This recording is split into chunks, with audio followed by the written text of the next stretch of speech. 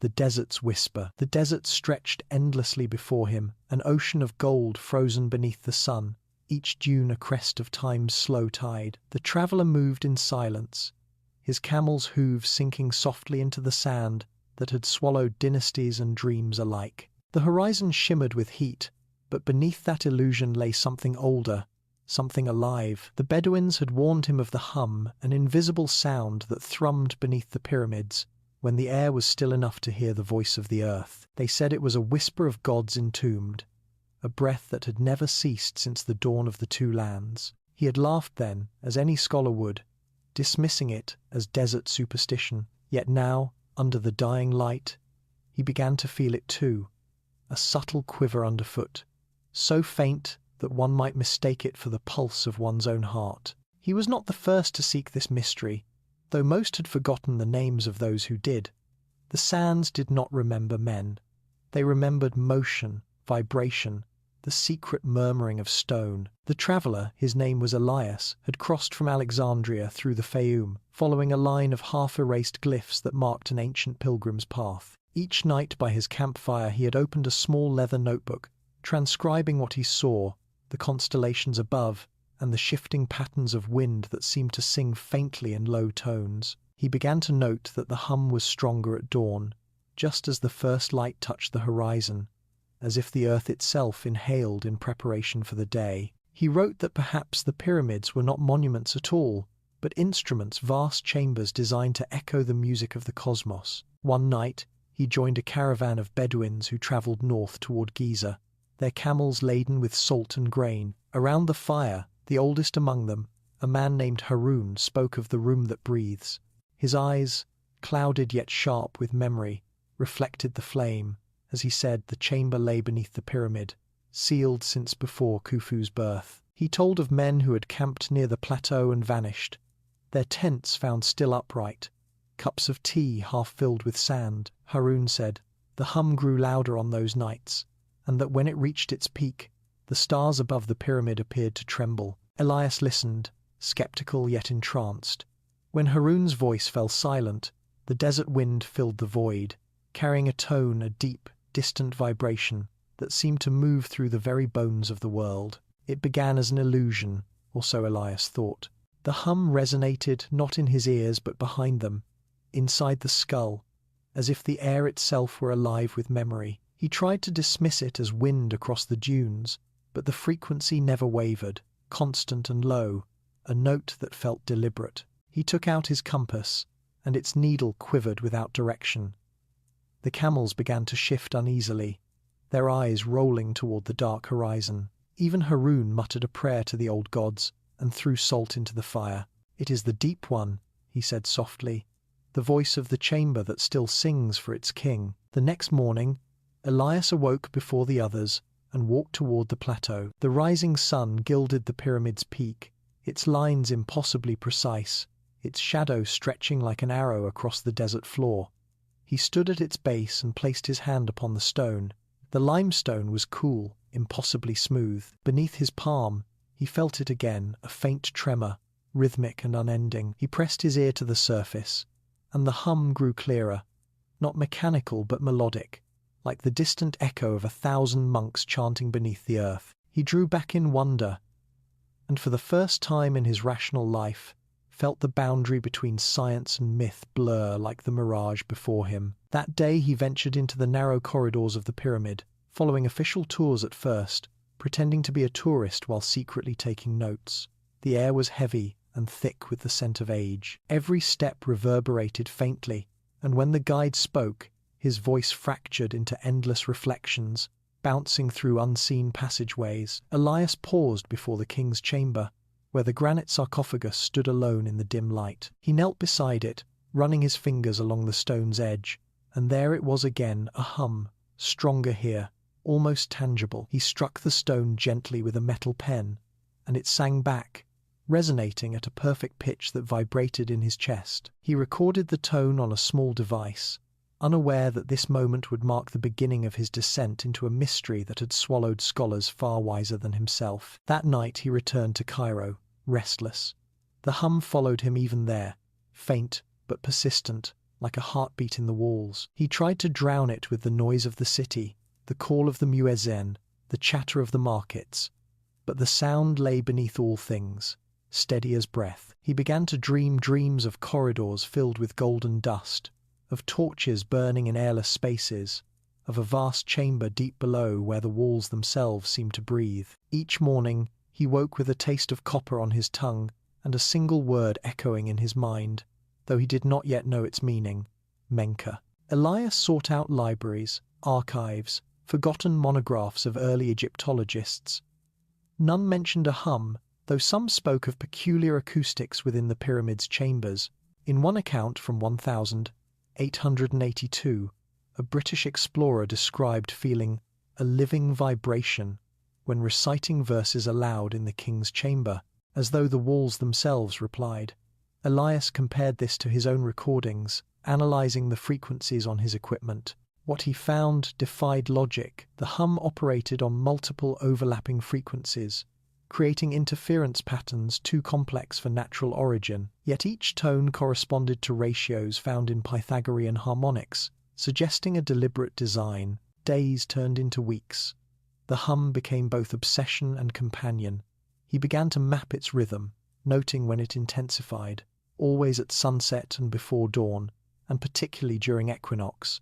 He rented a small apartment overlooking the Nile and set up his instruments, vibration sensors, microphones, spectral analyzers.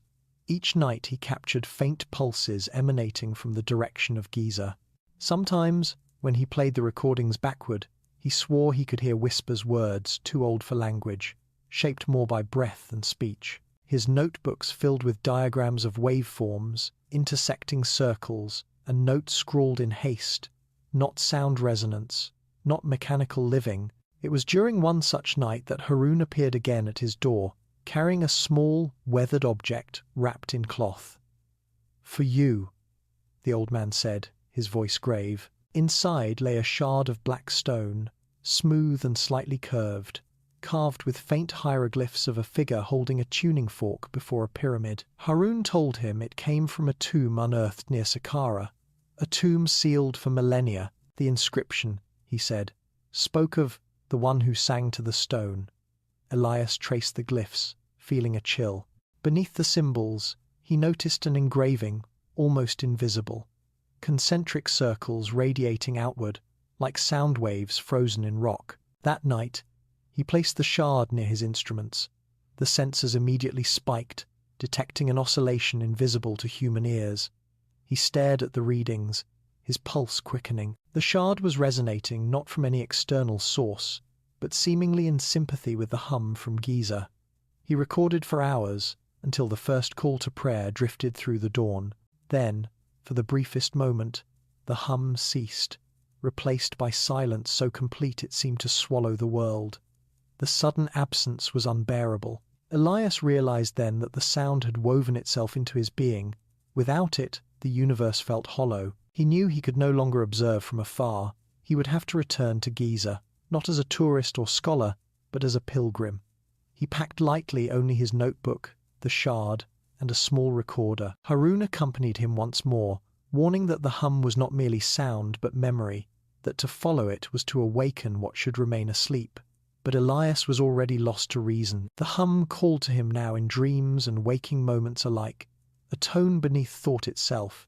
He felt it guiding him, pulling him towards something vast and ancient beneath the pyramid. As they approached Giza under the pale moon, the plateau glowed with a spectral light. The wind was still, the desert holding its breath. Elias stopped at the base of the pyramid and knelt, pressing the shard against the limestone. Instantly, the hum deepened, resonating through the ground, through him. The sand at his feet began to ripple gently, as though stirred by unseen tides. Harun fell to his knees, muttering prayers.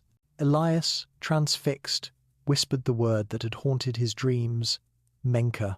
The vibration intensified, and in that moment, the desert seemed to exhale. Far beneath the surface, something answered, the keeper of forgotten maps. Cairo in the daylight shimmered like an unending mirage, a city where time folded upon itself, where the echo of hoofbeats and the hum of modern engines coexisted in the same dusty air.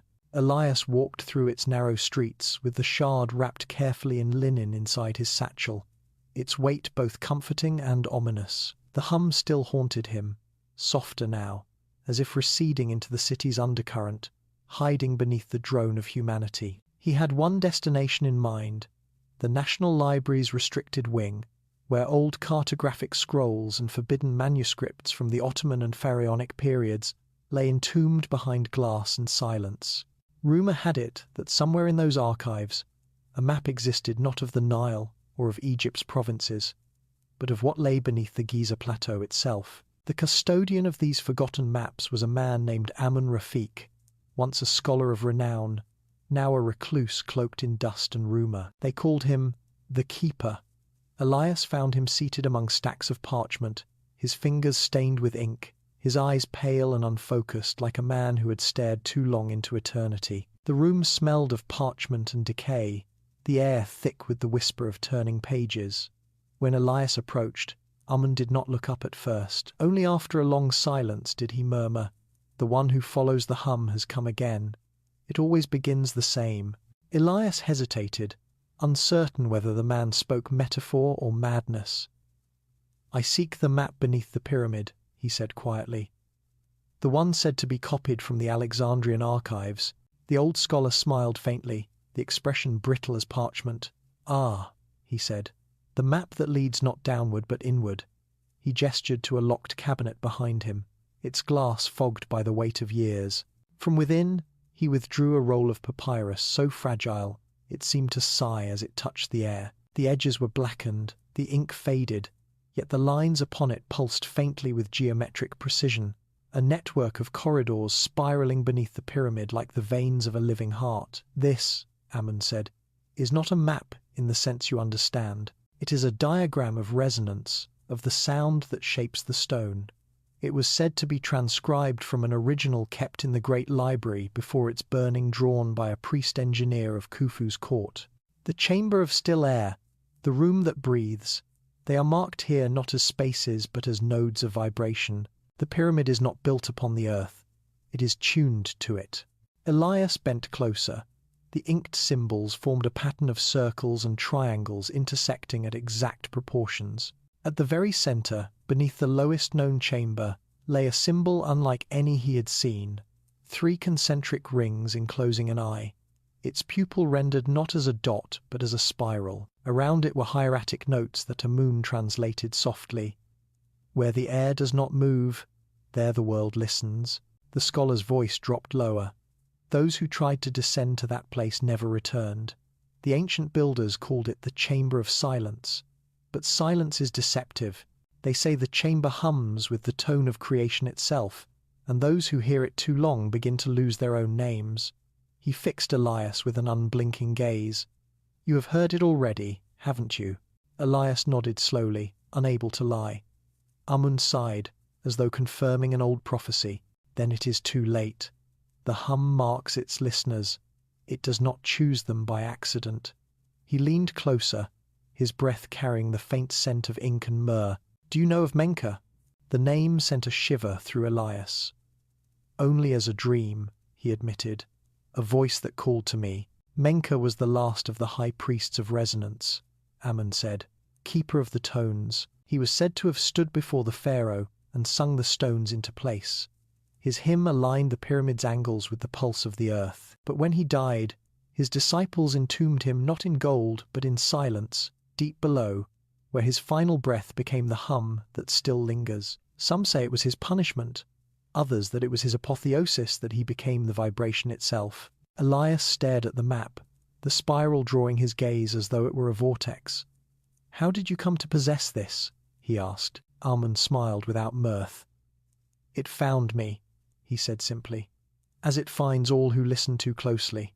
You see, sound is not merely heard, it is felt, imprinted upon the flesh, upon the soul. The builders knew this. The frequencies that lift the stones are the same that open the gates of perception. When the walls of the Chamber of Silence were sealed, they trapped that vibration within, like a heart still beating after death. It hums because it remembers." For a long moment, neither man spoke. The room seemed to vibrate faintly, though perhaps it was only imagination. Then Amun rolled the papyrus carefully and placed it into Elias's hands. "Take it," he said. "But remember, knowledge is an echo. The deeper you listen, the less of yourself you will hear. To the restard, the raft of restard, and difference of flused." Elias thanked him, though his voice trembled. As he turned to leave, Amun called out softly, "Beware the alignment." When the stars of Orion's belt cross the meridian above Giza, the hum grows stronger. That is when the chamber awakens. Outside, the city roared with life, carts, horns, voices, the Nile's eternal murmur. Yet amid the chaos, Elias heard the hum once more, steady beneath it all, like a hidden metronome counting down to revelation. He hurried back to his apartment and unrolled the map across his desk. The geometry was unlike any he had studied. Each angle corresponded to harmonic ratios, the same found in musical intervals, fourths, fifths, octaves. He began to overlay it with modern schematics of the Great Pyramid, and to his astonishment, the alignments matched perfectly. Even the so-called air shafts aligned with celestial frequencies, rather than mere ventilation. The more he studied, the more he realized that the pyramid's design was less architectural than instrumental. Every passageway, every chamber, seemed built to channel vibration toward a single point, the spiral symbol at its core. That point, according to the map, lay far below the known base, beneath the limestone bedrock. Modern surveys had found nothing there, yet the hum persisted. Elias theorized that the chamber's resonance masked its existence, its frequency bending sonar and radar alike. He noted this in his journal. Perhaps the pyramid sings not upward, toward heaven, but downward, into the memory of the earth itself. That night, as he studied the map under lamplight, he noticed something strange. The ink appeared to shimmer faintly, as if reacting to unseen motion. He leaned closer and saw that the lines vibrated in perfect rhythm with the hum. The papyrus itself was alive with resonance. He felt it beneath his fingertips, pulsing softly. Suddenly the lines shifted just slightly, but enough to reveal a new pattern beneath the original, as if another layer of ink had been hidden all along. The concealed drawing showed a network of symbols resembling tuning forks, each pointing toward the spiral at the center. Beneath them was a line of hieratic text he could barely translate. "The song shall awaken when the breath of the desert meets the heart of the stone." He sat back, heart racing. Was it possible that the hum was not merely a remnant of the past, but a mechanism, one waiting for a signal, an alignment, a moment in time to activate? He thought of Amun's warning about Orion's belt. The alignment was due in less than a week. The map, the shard, the hum, all pointed toward the same convergence. Elias resolved to find a way beneath the pyramid, to the chamber the ancients had sealed. Yet access was impossible through official channels. He began to reach out quietly to those who operated outside them, smugglers, excavators, men who knew the underbelly of Cairo's antiquities trade. Through whispered exchanges in tea-houses and shadowed courtyards, he learned of a tunnel forgotten, dangerous, but real, that led below the Giza plateau. It had been sealed by authorities decades ago after a collapse, but those who had once entered spoke of walls that hummed like the strings of a harp. He arranged to meet a guide, a man known only as Samir, who agreed to lead him there for a price. When the night came, Elias packed his instruments, the shard, and the map. Before leaving, he looked once more at the papyrus. In the flickering light, the spiral at its center seemed to pulse like an eye half open. The hum grew louder. He extinguished the lamp, and for a moment, the darkness itself seemed to vibrate. He whispered a silent vow to the unseen architects who had built the impossible. He would uncover their secret, no matter the cost. Outside, Cairo slept beneath the same stars that had guided Khufu's builders, and somewhere far away, the earth exhaled again, a deep, resonant sigh that stirred the sands. Far beneath the pyramid, the chamber of silence waited, listening, echoes in stone. The next night was thick with silence, a silence that felt almost deliberate, as though the city itself were waiting. Elias stood at the edge of the Giza plateau, with the smuggler Samir beside him, the map clutched tightly in one hand and a lantern in the other. The moon hung low and swollen, washing the sand in a color that was neither gold nor silver, but something in between, a hue of forgotten things. The plateau loomed ahead like a sleeping god, its geometry so precise it defied distance. Samir said little, only muttering a prayer before leading him toward a cluster of ruins at the pyramid's base where the stone had partially collapsed long ago. Beneath the rubble lay a fissure, narrow enough for one man to crawl through. "This is as far as the living should go," Samir said, his voice hoarse. "Past this, even the air refuses to move." Elias nodded, his heart thundering with a rhythm that seemed to echo the hum in his mind. He crawled into the fissure, the cool air brushing his skin as the light dimmed behind him. The tunnel smelled of age dust, limestone, and something faintly metallic. It descended steeply, the walls close enough to brush his shoulders. As he moved, he began to notice the faint vibration again, not in his ears but in the stone itself. Every few meters he would pause, press his hand to the wall, and feel it quiver like the skin of a living creature. After what felt like hours, the tunnel widened into a chamber. His lantern light revealed carvings, thousands of them, covering every inch of the walls. The figures depicted men holding staffs that ended in forked points, their mouths open as if singing. Around them, great blocks of stone floated mid-air, suspended above waves etched into the floor. Between these scenes ran lines of hieroglyphs, musical notations, Elias realized, or something akin to them. Ratios, intervals, symbols of tone. He felt the weight of realization settle upon him. This was not a tomb. It was an instrument. He took out his small recorder and began to capture the faint hum. The device vibrated slightly in his palm, registering frequencies beyond the audible range. The readings pulsed in exact cycles, 7 beats repeating endlessly, corresponding to the harmonic ratios he had found on Amun's map. As he moved deeper, the sound grew clearer, a low oscillation that seemed to come from everywhere and nowhere. It wasn't merely sound, it was structure, organized vibration embedded in the stone. In the center of the chamber stood a pedestal, worn but intact. Upon it rested a fragment of polished granite, black as night and smooth as glass. Elias approached it cautiously. When he shone his lantern upon it, the surface reflected the light in ripples, as though it were liquid. He reached out and brushed his fingers against it, and at once the hum deepened, swelling from a faint pulse into a resonant chord that filled the entire room. The walls seemed to vibrate, dust sifting down like snow. The sound was not loud, yet it pressed against his chest with physical force. His vision wavered. For an instant, he saw light, soft, golden, diffused, emerging from the carved glyphs. They flickered, alive, as if responding to his touch. He stumbled back, gasping, and the hum retreated to its former subtlety. Trembling, Elias sank to his knees and tried to make sense of what he had witnessed. Could vibration itself animate matter? He recalled old myths, the Egyptian belief in Heka, the magic of sound that brought creation into being when the god Ptah spoke the world from silence. The hieroglyphs before him seemed to echo that myth. This chamber, he thought, might have been built as a temple of resonance, a place where sound itself became divine force. When he examined the pedestal further, he discovered faint grooves along its edge, 7 of them, each corresponding to one of the frequencies he had recorded. He began to hum softly, matching the lowest tone. The stone beneath his hand trembled in recognition, as if awakening. He moved to the next frequency, then the next, forming a simple harmonic sequence. The air thickened. His voice merged with the underlying vibration until the sound was no longer external but internal, resonating through his bones. Then something extraordinary happened.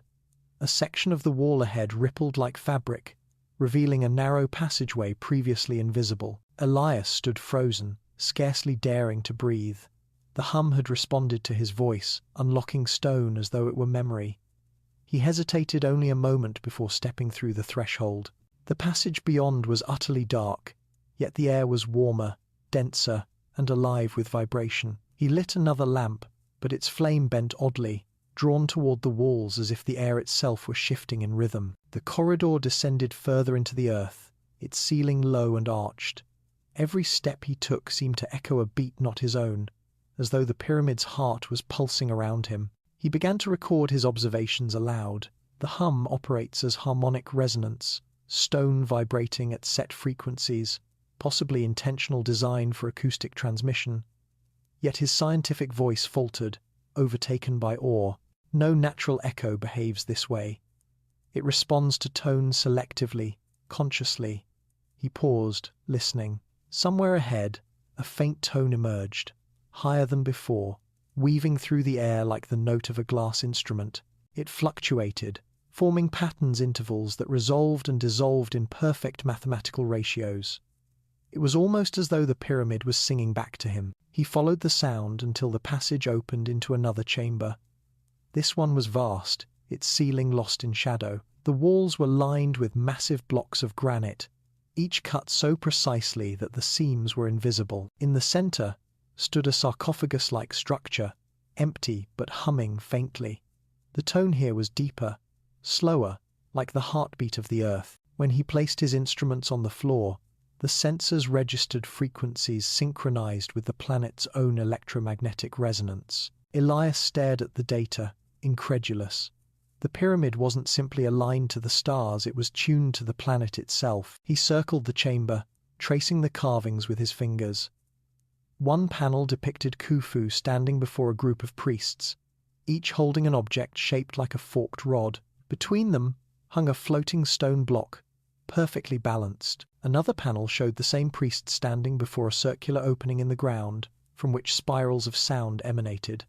Beneath it was an inscription, "He who knows the tone commands the stone." Elias whispered the words, and the air seemed to tighten around him. He remembered Armand's warning, when the stars of Orion cross the meridian, the hum grows stronger. He checked his watch. The alignment would occur in 2 nights. If the resonance was linked to celestial geometry, then perhaps the hum would reach its peak soon, and perhaps the chamber itself would awaken. He set up his recorder to capture continuous data and decided to rest before making the ascent.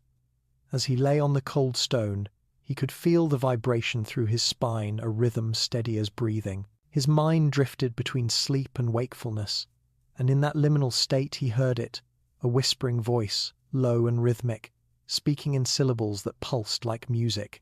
He could not understand the words, but the tone filled him with both wonder and dread. When he awoke, hours later, the hum was softer, but his recorder had captured something impossible, a pattern of frequencies that, when visualized, formed shapes resembling hieroglyphs. He stared at the screen, transfixed. The sound had become language. At dawn, Elias began his ascent, emerging from the fissure just as the first light touched the pyramid's tip. Samir was waiting, his face pale. "You were gone all night," he said. "I thought the desert had swallowed you." Elias could only nod. His voice trembled as he whispered, "It sings." Samir said nothing, only glanced toward the pyramid. "The old men were right," he muttered.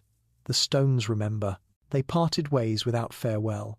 Elias returned to Cairo, carrying with him recordings, sketches, and the weight of revelation. He spent the next day analyzing the data, layering the audio spectrums over the geometric patterns of the papyrus map. The shapes aligned perfectly, the frequencies matched the spatial ratios. It was undeniable now. The pyramid's design encoded not only physical architecture, but harmonic language. He began to wonder whether the builders had discovered a universal, constant sound as the fabric of matter. That night, unable to sleep, he played back one of the recordings from the chamber. As the deep hum filled his apartment, the shard of stone he'd taken from Haroun began to vibrate again, its surface glowing faintly with golden light. The sound grew deeper, until even the window panes trembled. Then, just for an instant, he saw a reflection in the glass behind him, a figure robed in linen, face hidden, holding a tuning fork aloft. When Elias turned, the room was empty, but the hum continued, steady and patient, as if waiting for his next descent. And far beneath the sands, in the chambers of stone, the pyramid listened back, the pharaoh's dream. In the cool darkness of his chamber, Pharaoh Khufu stirred from uneasy sleep, the air trembling faintly around him. The scent of resin and lotus oil clung to the linen canopy above his bed, but beneath that perfume lay something stranger, a vibration, faint yet insistent, that rose through the stone floor like the breath of the earth. It had haunted him for weeks now, this invisible sound that only he could hear. At first, he had dismissed it as the echo of his own heartbeat, a phantom rhythm born of exhaustion and the burden of rule. But the tone had deepened, harmonized, grown into something that called to him in dreams. Each night it came stronger, weaving itself into his sleep like a chant from the gods. In those dreams he saw not Egypt as it was, but as it had been before the flood, before the first sunrise of the two lands. He saw an ancient light descending upon the plateau, and men of impossible height moving stones without rope or wheel, singing as they worked. The sound of their voices became geometry, shaping matter as if stone were clay beneath their tones. At the center of it all stood a vast pyramid, not of limestone, but of gold that shimmered with internal light. When Khufu reached toward it, he saw his reflection in the surface not as a man, but as a column of sound, vibrating endlessly within the fabric of creation. Then he awoke, each time gasping, drenched in sweat, his heart beating in perfect rhythm with that inaudible hum. He had called upon the high priests for counsel, but none could interpret the dream. They burned incense, cast sand upon sacred trays, and invoked Ra, Thoth, and Ptah.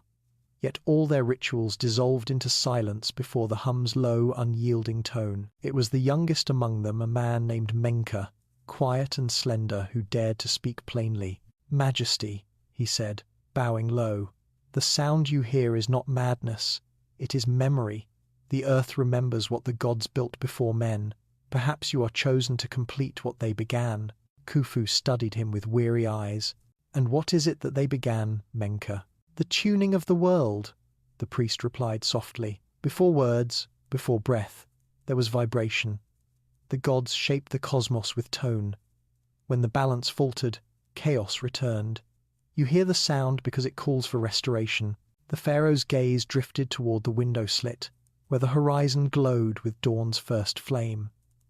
"Then, let us restore it," he murmured. And so, the dream of the pyramid was born not as monument, not as tomb, but as a great instrument. The royal architects were summoned, mathematicians and masons from all corners of the kingdom. They came with tools of copper and bronze, with rods of measurement and cords of fiber, their faces lined with awe and fear. Menka guided them, whispering of sacred proportions, of harmonies between heaven and earth. He spoke of tones and nodes as if they were stones and chambers, and though few understood his meaning, all obeyed his calm certainty. The foundation was laid not where the bedrock was most stable, but where the vibration was strongest. Menka struck the ground with a staff tipped in bronze, and the earth resonated like a drum.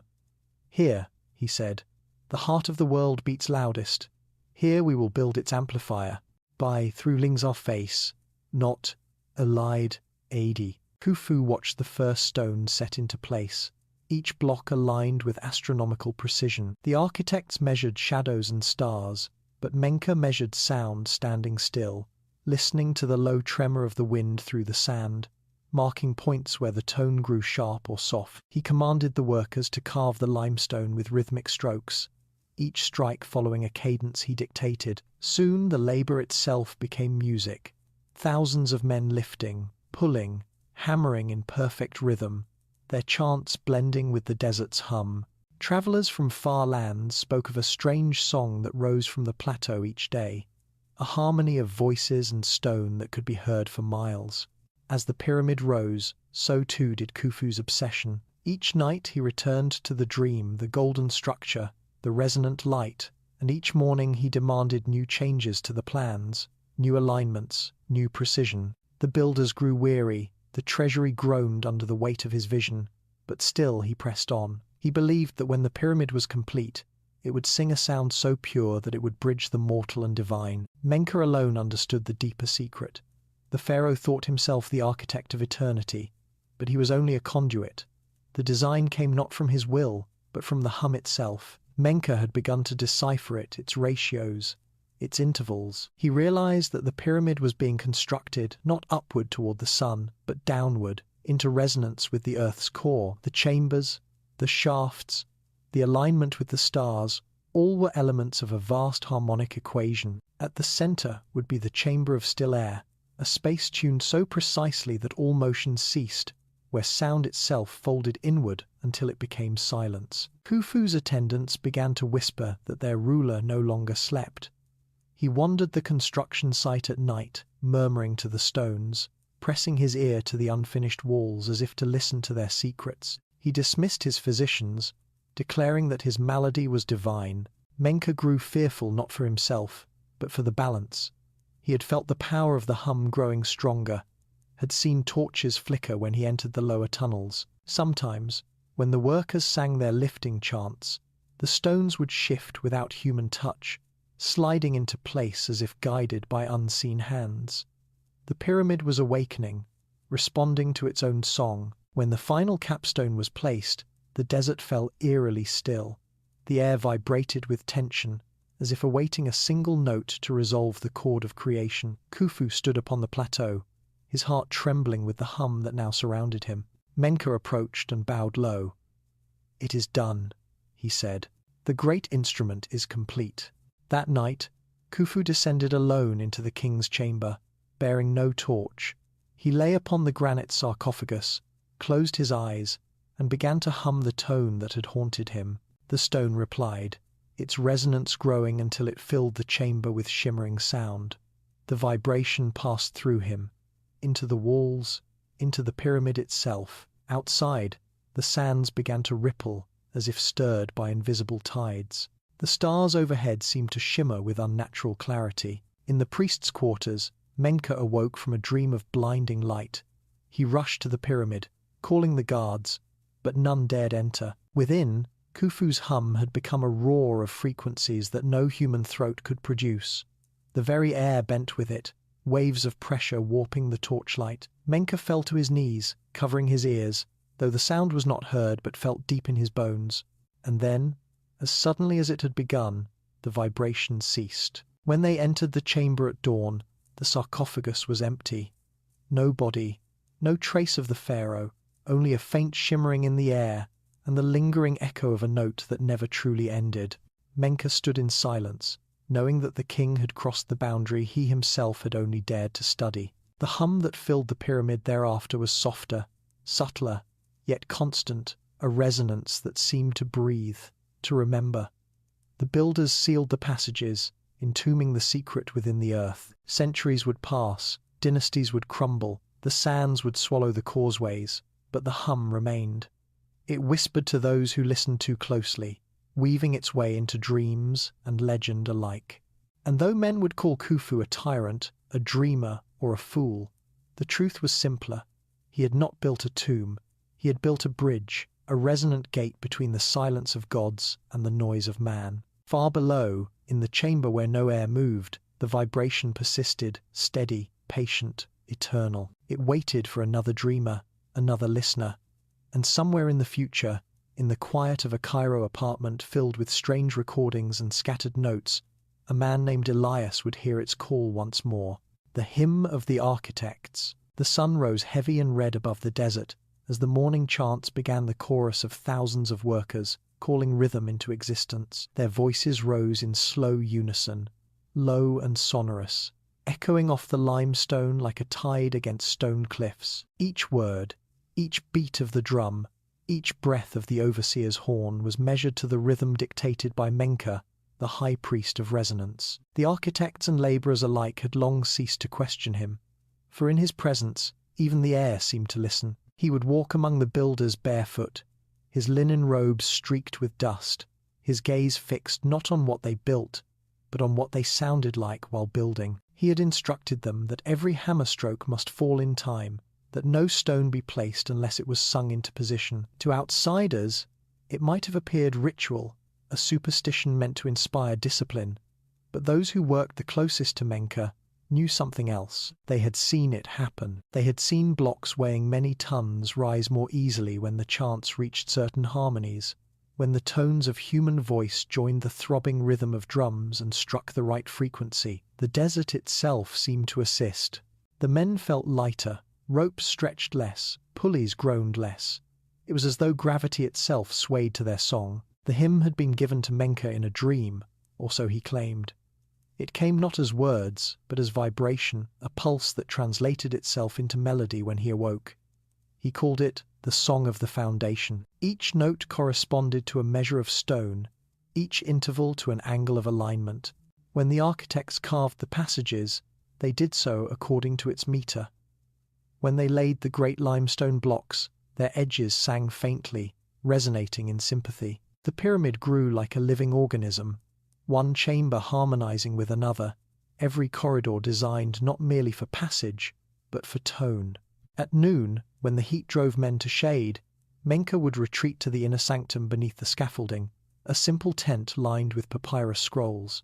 Inside, the air was cooler, though never still. The faint hum that pervaded the plateau was strongest here, beneath the shadow of what would one day be the king's chamber. He sat cross-legged upon the sand, surrounded by bowls of water placed at geometric intervals. When he began to hum, the surfaces of the bowls quivered and rippled, forming patterns of concentric circles that shifted in unison. To the untrained eye, it was sorcery.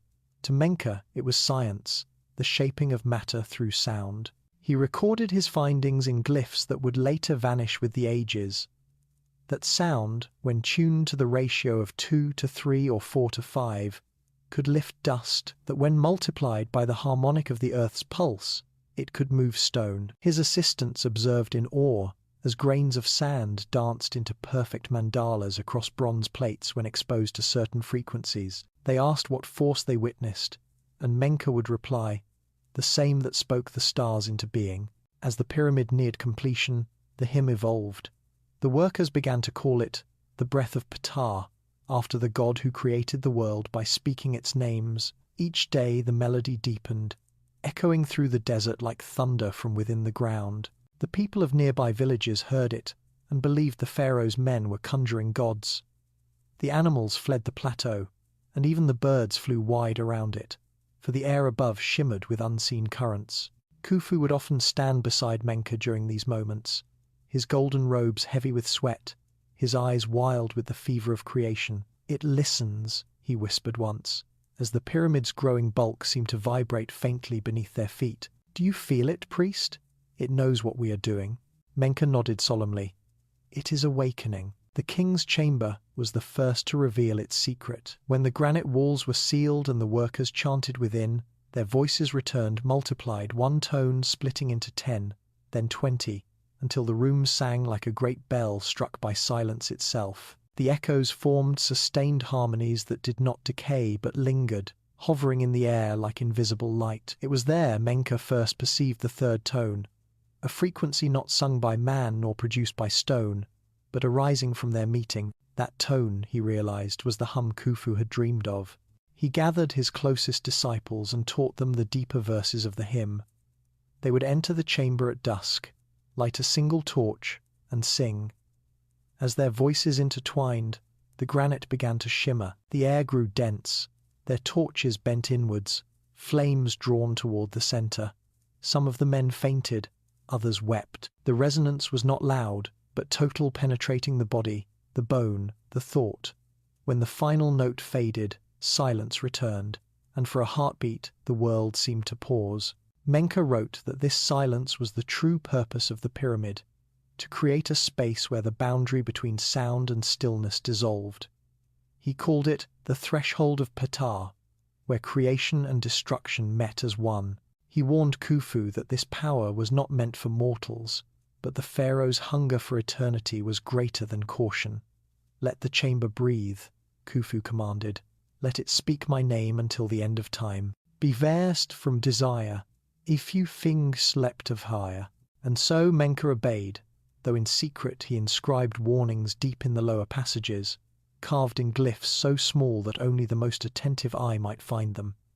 He who awakens the silence awakens himself and what lies beyond self. The hymn spread beyond the construction site. Artisans sang it as they carved, mothers hummed fragments to their children, believing it to bring protection, but each repetition carried the same harmonic code, the same alignment. Slowly, imperceptibly, the whole region began to vibrate in sympathy. Wells resonated, palm fronds quivered without wind, The Nile itself seemed to pulse faintly at dusk. Menka observed it with growing dread, realizing that the song was no longer theirs. It had escaped into the world. One evening, after the final block was set, Menka ascended to the pyramid's peak. The sun was setting, its disk perfectly aligned with the horizon. He closed his eyes and began to hum the first note of the hymn. The stone beneath him responded at once, humming back. He shifted to the next tone, and the air thickened, pressing gently against his chest. When he reached the seventh note, the sky itself seemed to vibrate. The colors of sunset deepened. The sand below rippled like water. Then, for an instant, all sound ceased. The world stood in stillness so complete that Menka felt himself dissolving into it. In that silence, he heard a voice, not from outside, but within, resonant and immense. "You have built the ear of the earth," it said, "and through it, the earth will remember." When the wind returned, Menka found tears upon his face. He descended slowly, his heart heavy with the knowledge that what they had created was both miracle and burden. For once sound has memory, silence itself becomes alive. Years later, when Khufu vanished and the pyramid was sealed, Menka remained behind to guard its secret. He walked its echoing halls, singing softly to the stones, ensuring their vibration remained balanced. The hum became his companion, his teacher, his punishment. His disciples recorded that he never slept. He only listened, and when he finally lay down in the chamber below the lowest passage, the hum did not fade, it grew stronger. They said his final breath was a note that never ended, a vibration woven into the pyramid's very core. That was how the hymn of the architects became eternal, no longer a song sung by men, but by stone itself. The pyramid breathed through it, patient and unbroken. It would hum through dynasties and centuries, through silence and sandstorms, until another listener came, one who could hear beyond sound and into the memory beneath. And far away, thousands of years later, Elias awoke in the middle of the night, his recorder still running, the hum from his speakers vibrating the floorboards. He dreamt he saw Menka standing at the top of the pyramid, the sunset frozen behind him, humming a note that bridged heaven and stone. When he opened his eyes, the tone still echoed faintly in the air, though no machine was playing. The pyramid was singing again, the priest of resonance. Long before the desert reclaimed its silence, before the names of gods were rewritten by conquerors and scholars alike, there walked among the priests of Egypt one whose duty was unlike any other. His name was Menka, though in older inscriptions he was called Menka the Listener, for it was said that he could hear the heartbeat of stone. To the common folk, he was a figure of distant reverence, half scholar, half mystic. But to those within the temple of Ptah, Menka was known as the keeper of the sacred tones, the guardian of the harmonies through which the world was once spoken into being. Menka's childhood had been unremarkable save for one peculiarity.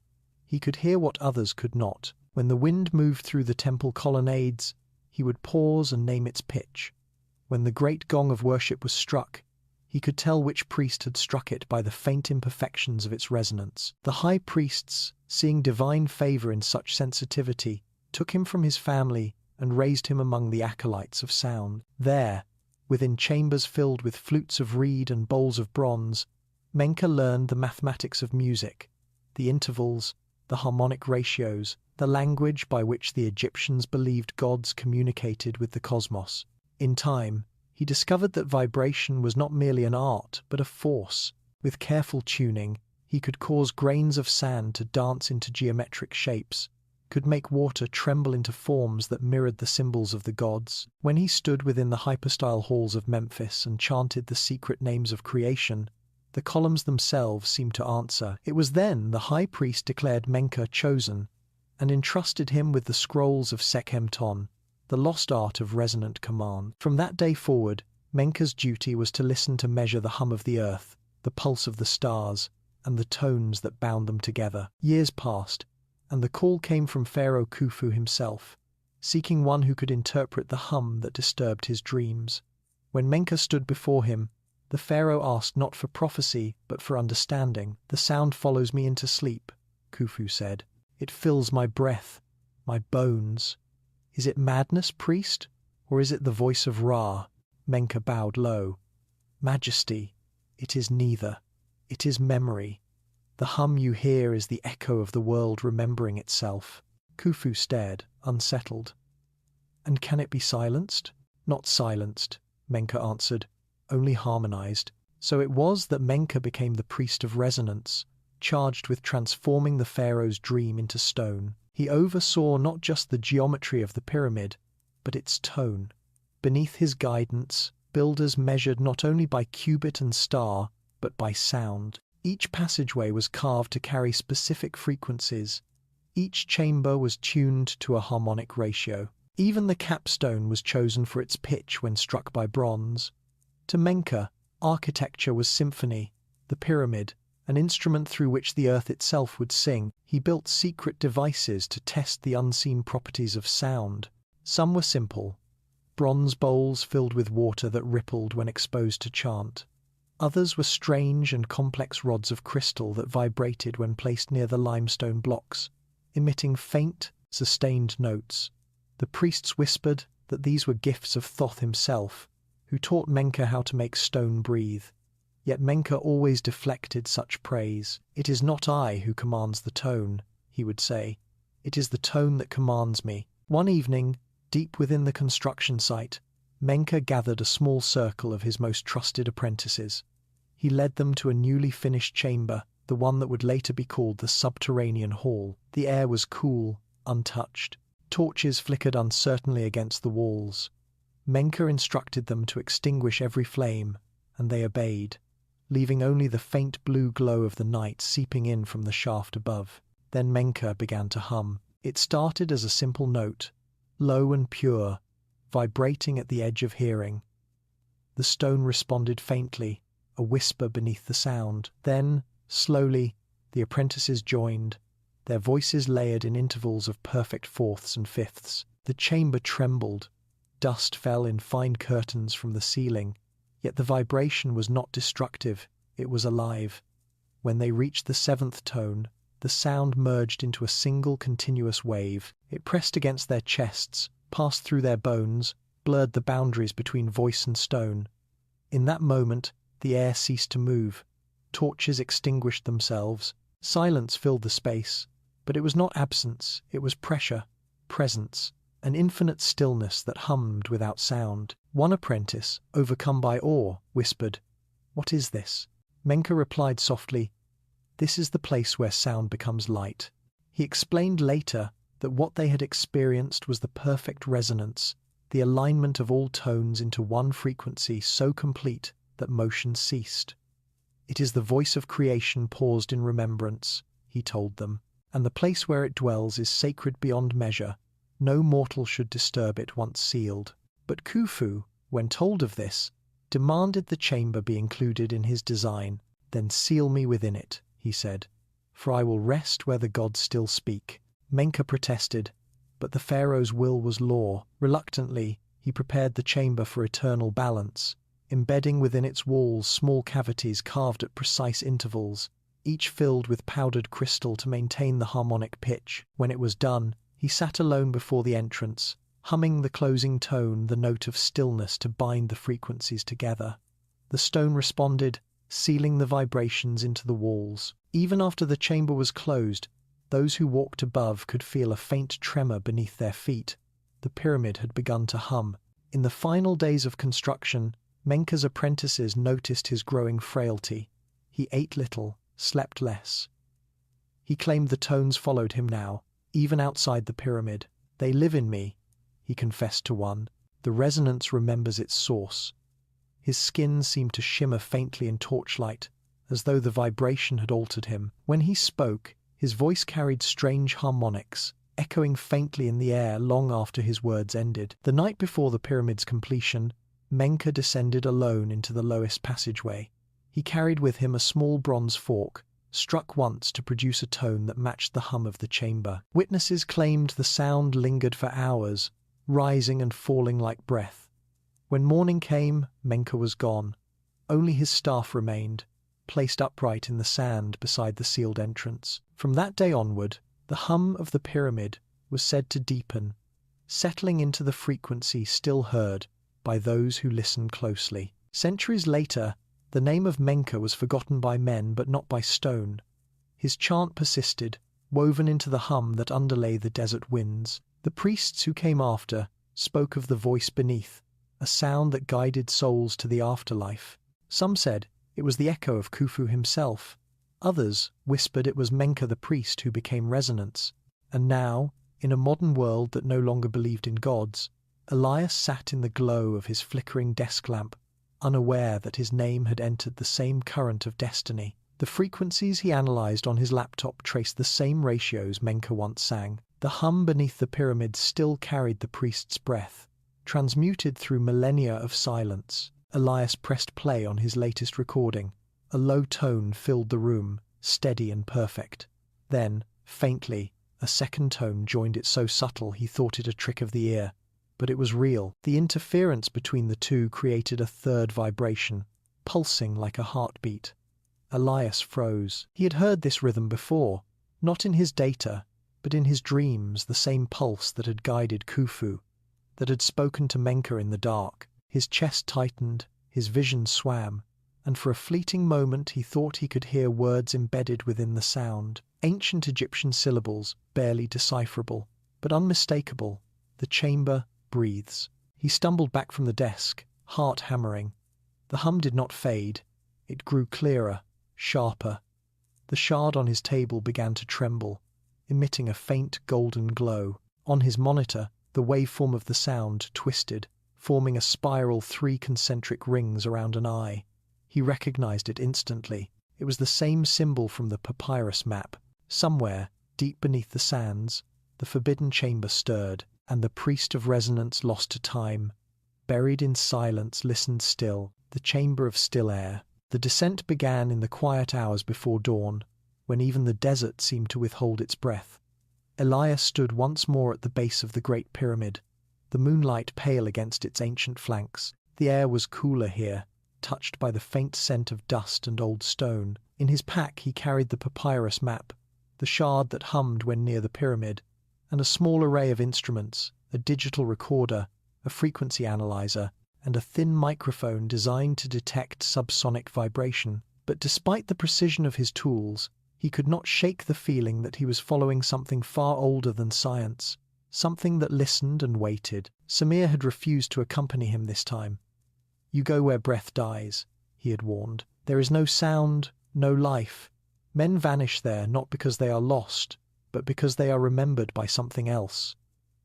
Elias had not asked him to explain. He knew by now that the old man's words were not superstition, they were memory wrapped in metaphor. So he went alone, through the narrow fissure beneath the plateau, crawling past the fallen stone and the cool trickle of subterranean water, until he emerged into the tunnels that few living eyes had seen. The passage sloped downward, its walls covered in soot and faint carvings long eroded by time.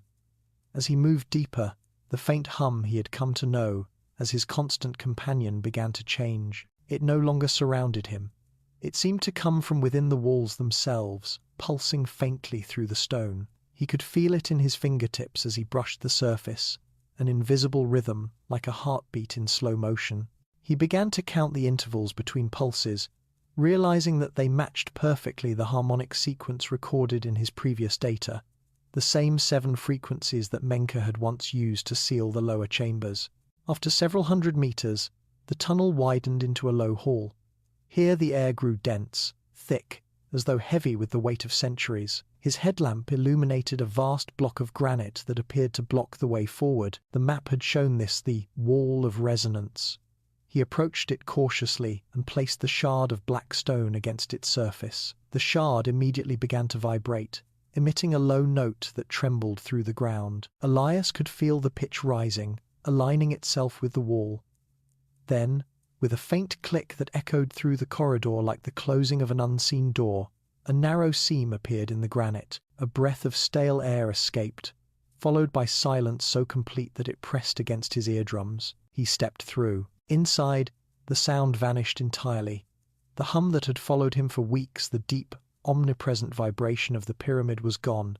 There was nothing, no echo, no pulse, not even the whisper of his own breath. It was as though the world had forgotten to exist. His heart pounded loudly in his chest, and the sound of it startled him. He took a slow step forward and felt the air thicken, resisting motion as if he were walking underwater.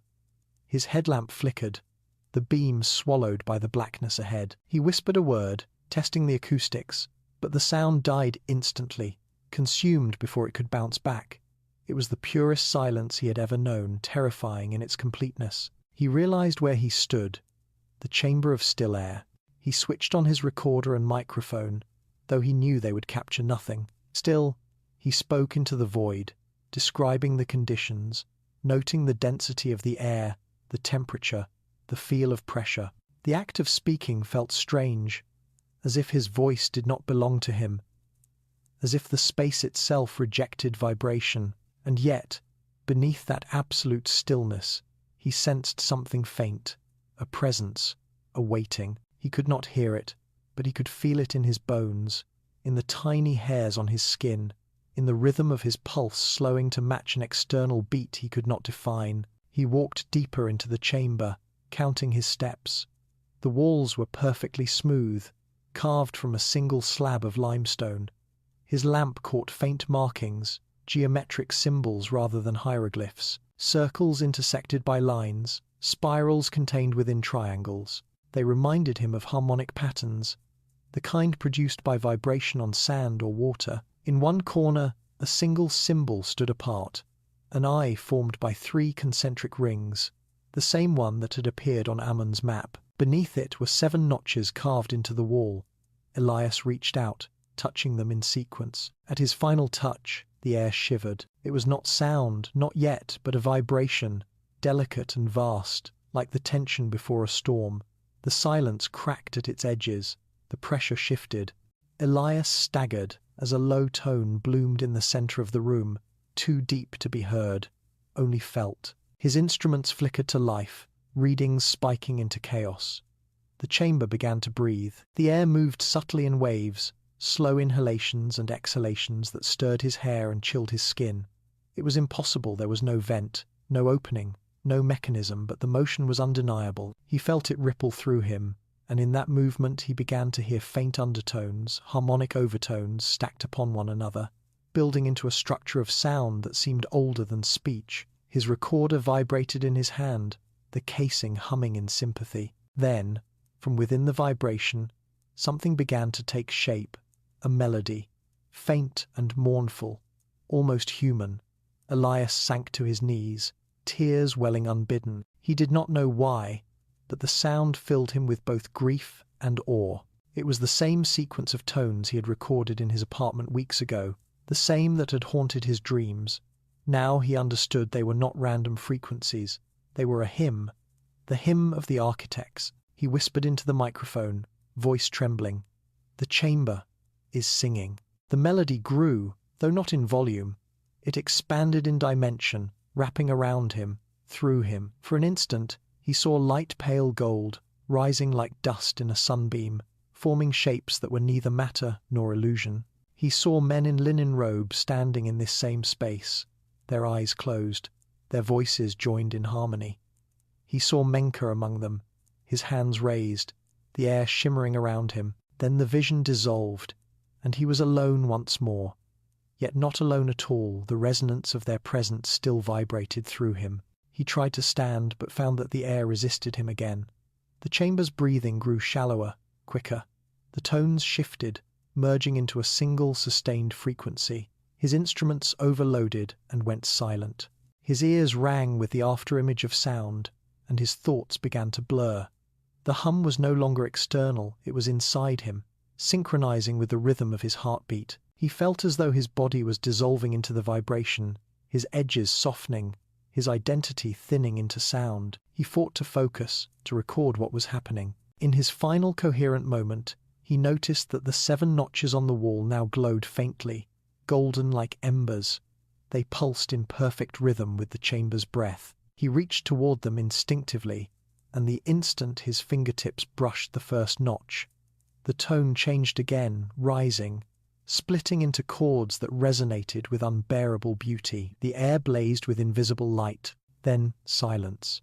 Not the natural quiet of the world, but an impossible void, the same silence Menka had once described, the stillness where sound became light. For a heartbeat, or perhaps for eternity, Elias existed in that void. He sensed no body, no thought, only the awareness of vibration that contained everything: memory, creation, death, and time itself. When the sound returned, it was a whisper, soft as wind through sand. A voice not human, yet not alien, spoke in his mind. The breath returns. The chamber remembers. The tone continues. He gasped, stumbling backward.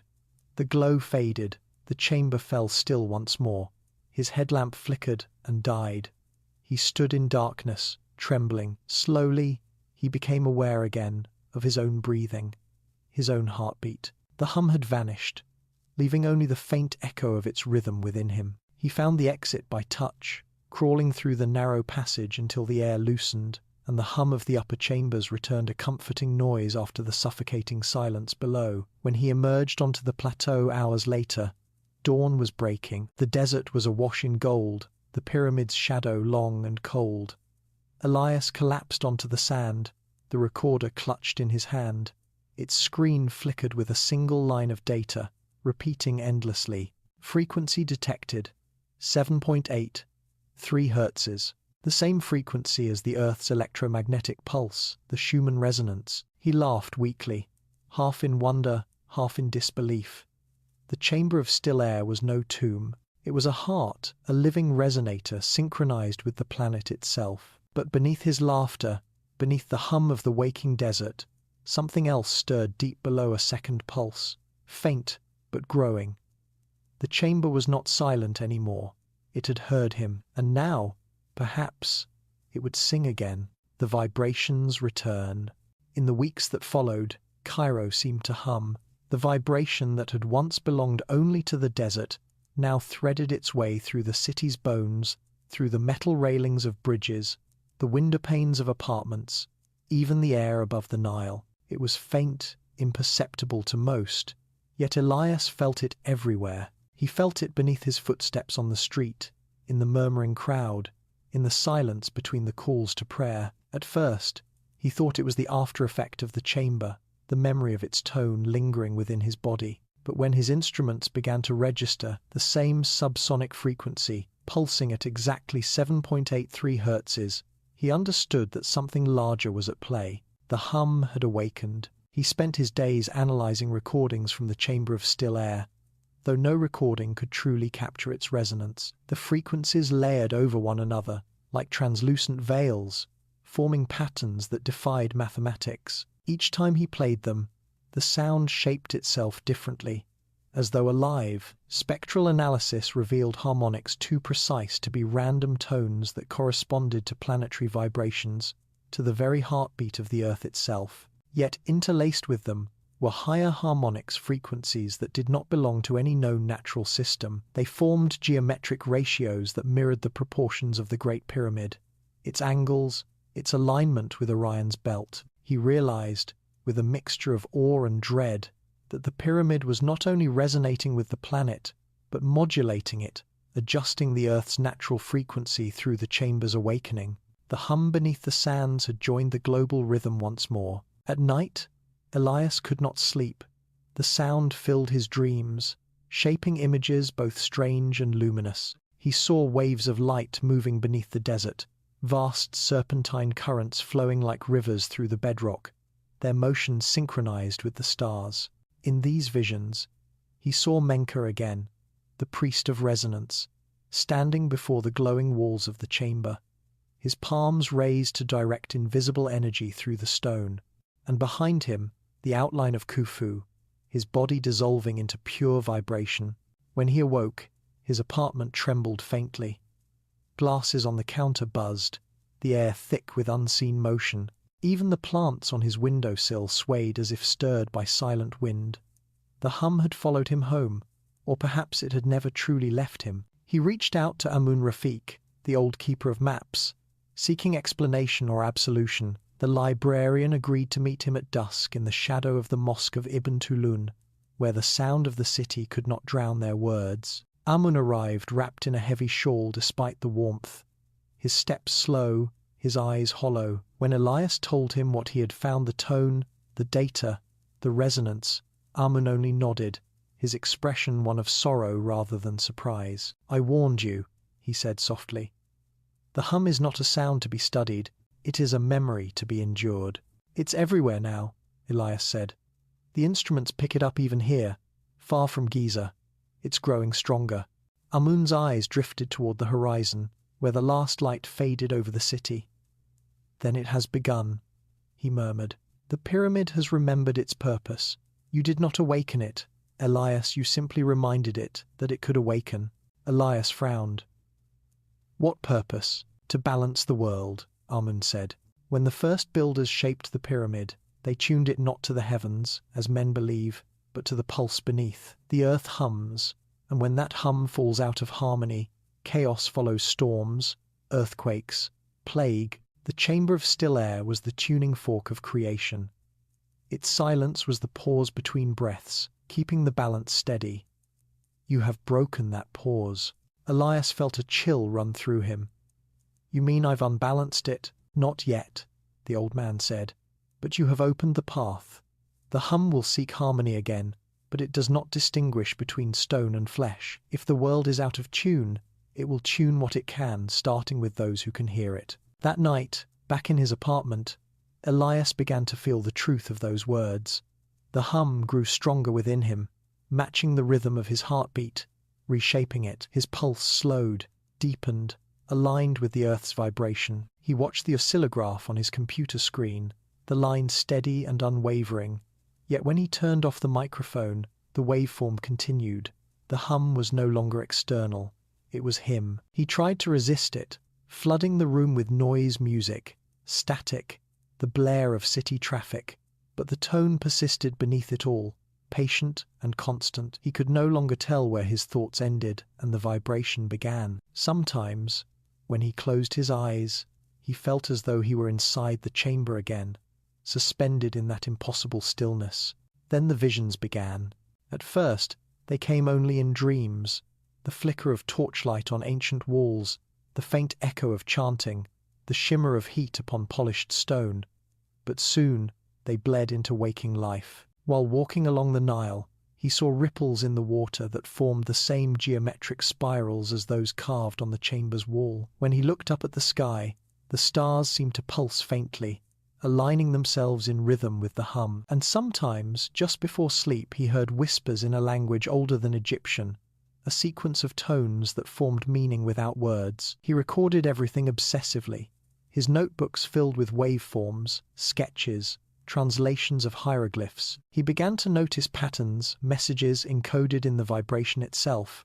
The hum was speaking, though not in any tongue known to man. It was transmitting through resonance, embedding information within the oscillations. He realized that the frequencies carried intervals too precise to be natural. They were data, mathematical structures, possibly instructions. One night, while analyzing the latest recordings, he discovered something extraordinary. The waveform of the hum was not random, it repeated in cycles of 72 minutes, the same number of years it takes the stars of Orion's belt to shift 1 degree in the sky. The alignment that Menka had warned of was approaching again, not in the heavens, but in vibration. The pyramid was synchronizing itself with the cosmos, preparing for something. Elias felt a thrill of both terror and wonder. He knew what he must do. He had to return to Giza, to the chamber, to witness whatever awakening was coming. But as he prepared to leave, the lights in his apartment flickered. The hum rose suddenly, shaking the air. His instruments sprang to life without power. On the computer screen, the waveform expanded into spirals that formed the eye of Menka once more. And then, through the speakers, a voice emerged, distorted, layered, yet undeniably human. It was his own, but not speaking words. Humming. He stumbled backward, staring in disbelief as the recording played tones that matched exactly those he had heard in the chamber. It was as if his body had been the transmitter, his voice carrying the resonance into the world. The hum was no longer confined to the pyramid or the earth. It had entered human frequency. Outside, the city trembled faintly. Windows shivered, dogs howled, and the river rippled against its banks. The hum had grown powerful enough to move the world of men. Elias stood frozen, realizing that what had once been ancient legend was now awake in the modern age. The forbidden chamber beneath the sands was no longer sleeping. It was singing through him, through Cairo, through the very fabric of the planet. And somewhere beneath the desert, deep within the stone heart of the pyramid, the chamber of still air pulsed with renewed life. Its silence was gone. Its voice had returned. The vibrations were rising once more. The lost papyrus of Thoth. The wind over the Nile carried the scent of sand and myrrh that evening, a faint whisper of the desert that had outlived empires. Elias sat at a cafe terrace in the old quarter. The map of Giza spread before him like a relic of obsession. The hum followed him even here, soft as breath beneath the noise of traffic. The waiter thought him ill and avoided his gaze, for there was something hollow and feverish in his eyes, an exhaustion that no rest could mend. He stirred his tea without drinking, his thoughts trapped in the labyrinth of frequencies that haunted him. The vibration beneath the world had grown stronger. Each passing day it seemed to thread itself deeper into every structure, every atom. He was reading a series of old research notes he had copied from Amun Rafiq's archive, lines of forgotten speculation from early Egyptologists. Among them was a single reference that caught his attention, a mention of a manuscript found in the monastery of St. Anthony near the Red Sea. The text was said to contain fragments of a papyrus known as the Codex of Thoth, which had once belonged to the priests of Heliopolis before vanishing during the reign of Ptolemy. The fragment described sound as the language of the gods and contained formulas for the transmutation of vibration into form. The line struck Elias like lightning. He who learns to tune the world by tone shall awaken the stone that breathes. Eve life pay. That night he boarded a train to the Red Sea coast, traveling east through the desert where the sands shimmered like gold dust under the moon. The rhythmic clatter of the wheels seemed to merge with the hum, turning his journey into a long hypnotic chant. He arrived at dawn, greeted by the scent of salt and the quiet austerity of the monastery. Its white walls gleamed like bone against the crimson hills, and the monks who met him spoke little, their faces serene and remote. When Elias mentioned the papyrus, an elder monk frowned but led him silently through narrow corridors that smelled of old parchment and candle smoke. They stopped before a locked room, the air within so dry that it seemed to desiccate the breath. The elder unrolled a scroll of permission, muttering something about divine balance and the dangers of forgotten words. Then he opened the door. Inside, the light was dim, filtered through thin slits in the wall. Shelves of ancient manuscripts lined the stone chamber. The monk handed him a small case wrapped in faded linen. "This is what you seek," he said. "It is said to be only a copy of the original, which was lost when Alexandria burned, but it bears the seal of Thoth, the ibis of knowledge." Elias opened the case carefully. Inside lay a thin fragment of papyrus, fragile as dried leaves. The ink shimmered faintly under the light, a dark blue rather than black. The script was neither fully hieratic nor demotic. It was older, closer to the sacred language of Heliopolis. He began to read, the words half familiar from his studies but pulsing with a rhythm that transcended translation. The text was divided into stanzas, as though written to be chanted. Before the sun rose from the sea of void, there was only vibration. Thoth, the scribe of the unseen, drew the first circle and sang the name of light. The circle became sound, the sound became matter, and matter forgot its origin. Yet in every stone lies the memory of the song that made it. Elias's pulse quickened. The papyrus went on to describe 7 fundamental tones, the harmonics of being, each associated with an element of creation: breath, water, flame, shadow, motion, memory, and silence. The last was forbidden to utter, for it was said to open the gate of stillness, where the material world folded back into vibration.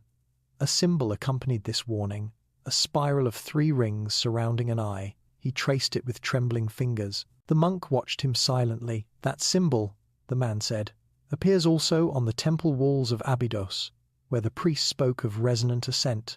It is said that those who uttered the final tone vanished into light." Elias looked up sharply. "Vanished? You mean died?" The monk shook his head. "No, they were remembered by the world." The words sent a chill through him. He remembered what Amun had said, that the hum did not distinguish between stone and flesh, perhaps to be remembered by the world, meant to be absorbed into its resonance, to become part of its living vibration. Menka had sung the final tone, so had Khufu, and now the hum that filled Elias's bones might be the echo of that same act, eternity remembering itself through him. He begged to copy the fragment, but the monk refused. "It is not to be taken," he said firmly, "only to be understood." Yet as the monk turned away, Elias quickly sketched the symbols and notations on the back of his notebook, his hand moving as if guided by something unseen. The harmonic formula's ratios of frequency to vibration aligned perfectly with the measurements of the Great Pyramid. He realized that the papyrus was not mystical poetry, but acoustic science disguised as theology. The 7 tones were frequencies, and the last silence corresponded to the same 7.83 Hz reading he had recorded in the chamber. As the sun set, Elias left the monastery, his thoughts ablaze. The hum had a language, and the papyrus was its grammar. He took the overnight bus back to Cairo, unable to rest, the vibration beneath the desert following him like a shadow. Every mile brought the tones clearer in his mind. He could almost hear the melody now, a slow progression that built toward a final note he dared not imagine. When he returned to his apartment, the power was out. The city lay under a strange quiet, broken only by the faint shimmer of wind through broken glass. He lit a candle and laid out his sketches beside his equipment. The formulas from the papyrus aligned perfectly with the harmonic data from the chamber. He calculated the missing frequency, the 7th tone, the one forbidden by the text. When he entered it into his generator and activated the sound, the room shuddered. At first it was a low pulse, almost inaudible. Then the air thickened. Dust lifted from the floor, swirling in delicate spirals. The candle flame elongated, drawn upward as though by invisible breath. The shard of black stone began to glow softly, its surface rippling like water. Elias froze, half terrified, half entranced. The sound seemed to move through him, threading through his nerves and marrow. He felt light-headed, his thoughts dissolving into rhythm. And then, as suddenly as it began, the vibration ceased. The air fell still. The candle returned to normal, but something had changed. The symbols he had drawn on the paper were gone, vanished completely, leaving the page blank.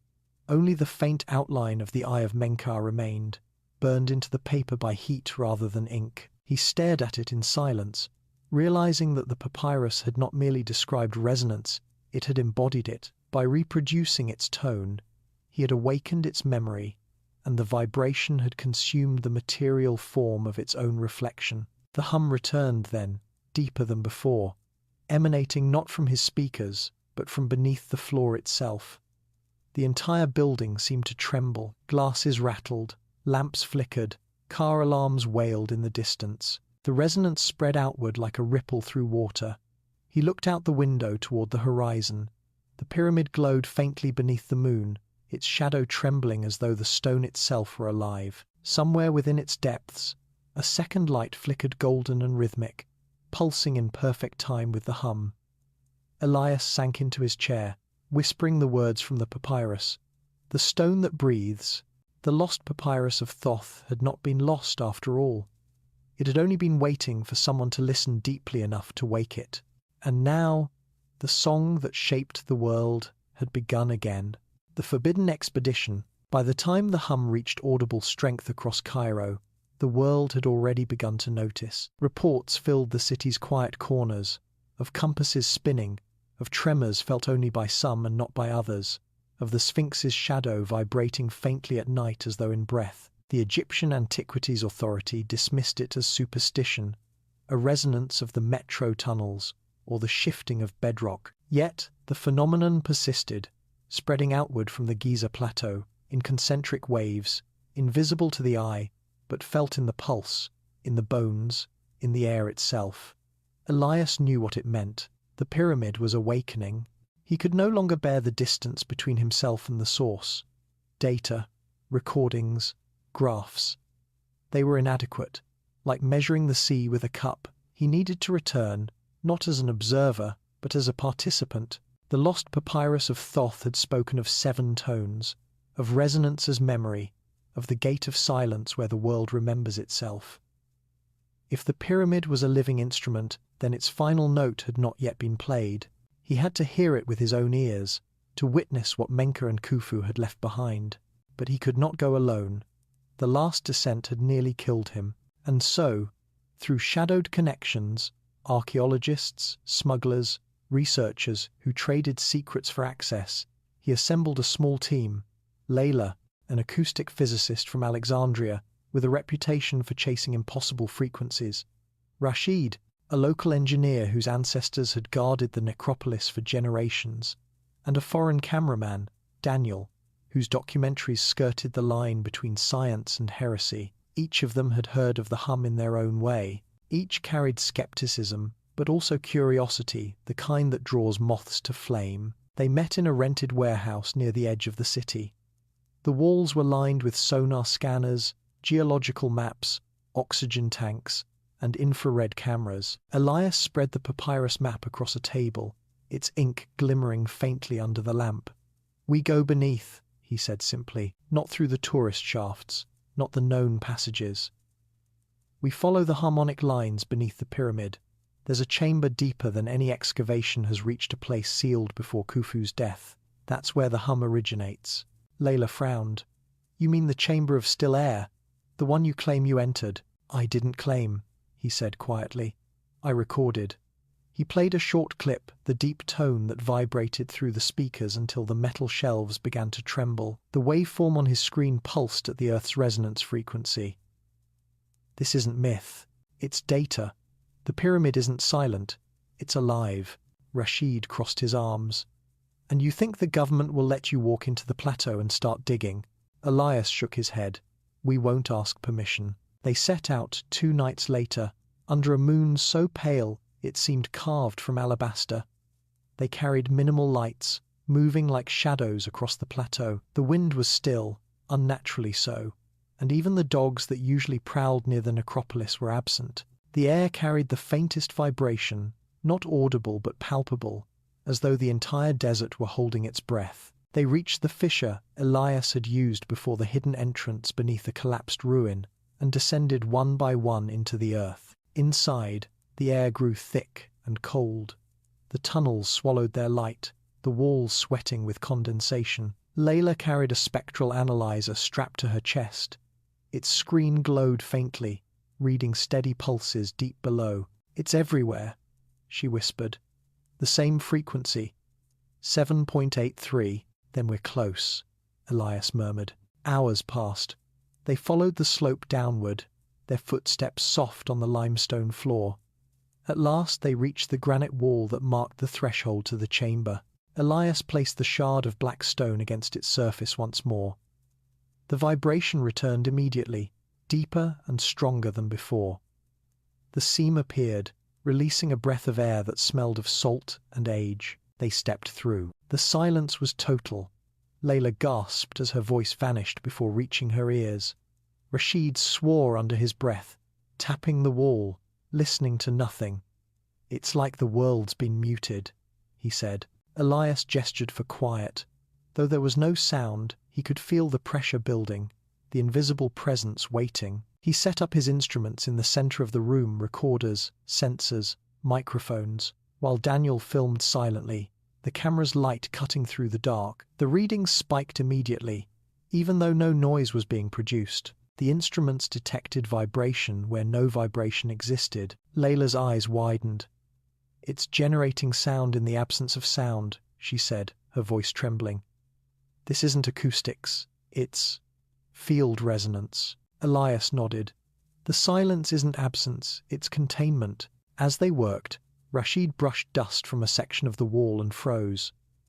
"Come see," he whispered. The carvings glistened faintly under the lamplight's spirals and circles, identical to the symbols on the lost papyrus of Thoth. In the center was the eye of Menka, its rings carved deep into the stone. Beneath it, 7 depressions formed a pattern like the keys of an instrument. Layla traced them with her gloved hand. "These are harmonic nodes. Each one corresponds to a frequency.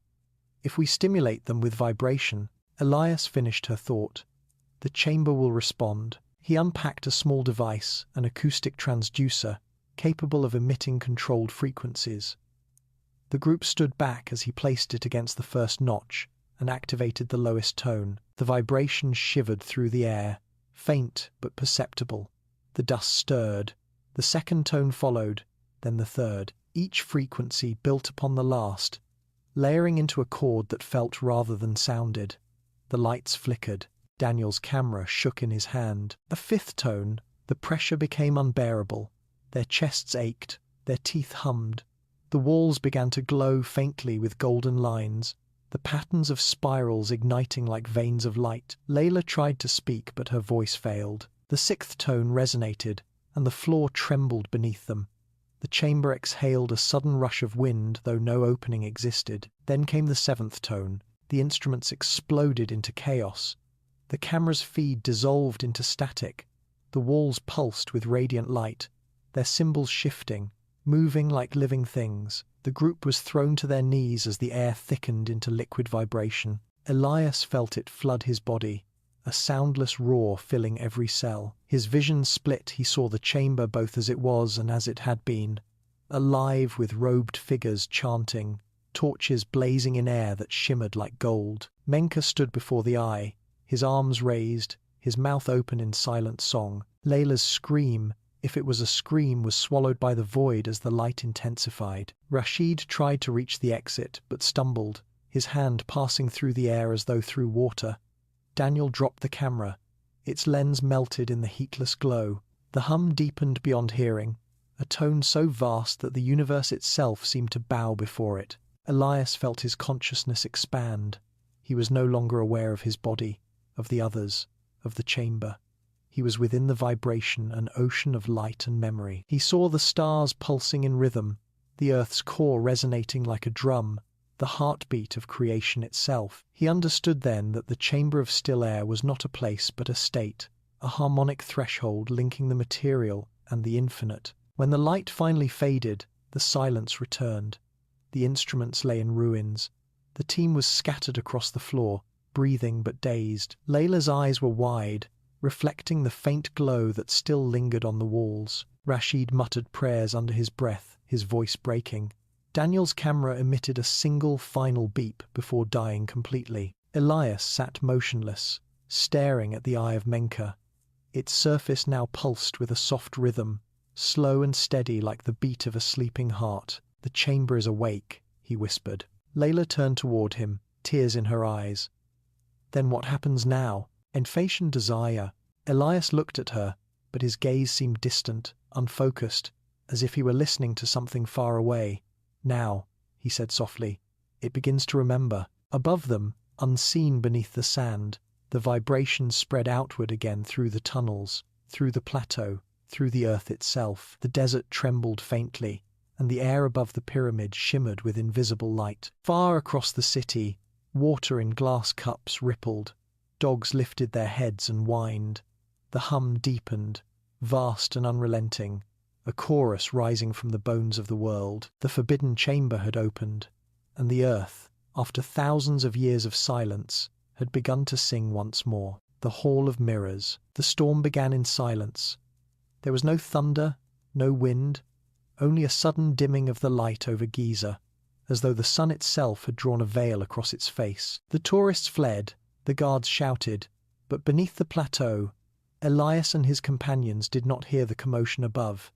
They stood in the humming dark, unaware that something vast had already shifted. The chamber of still air was no longer still. After the seventh tone, the vibrations did not fade, they multiplied.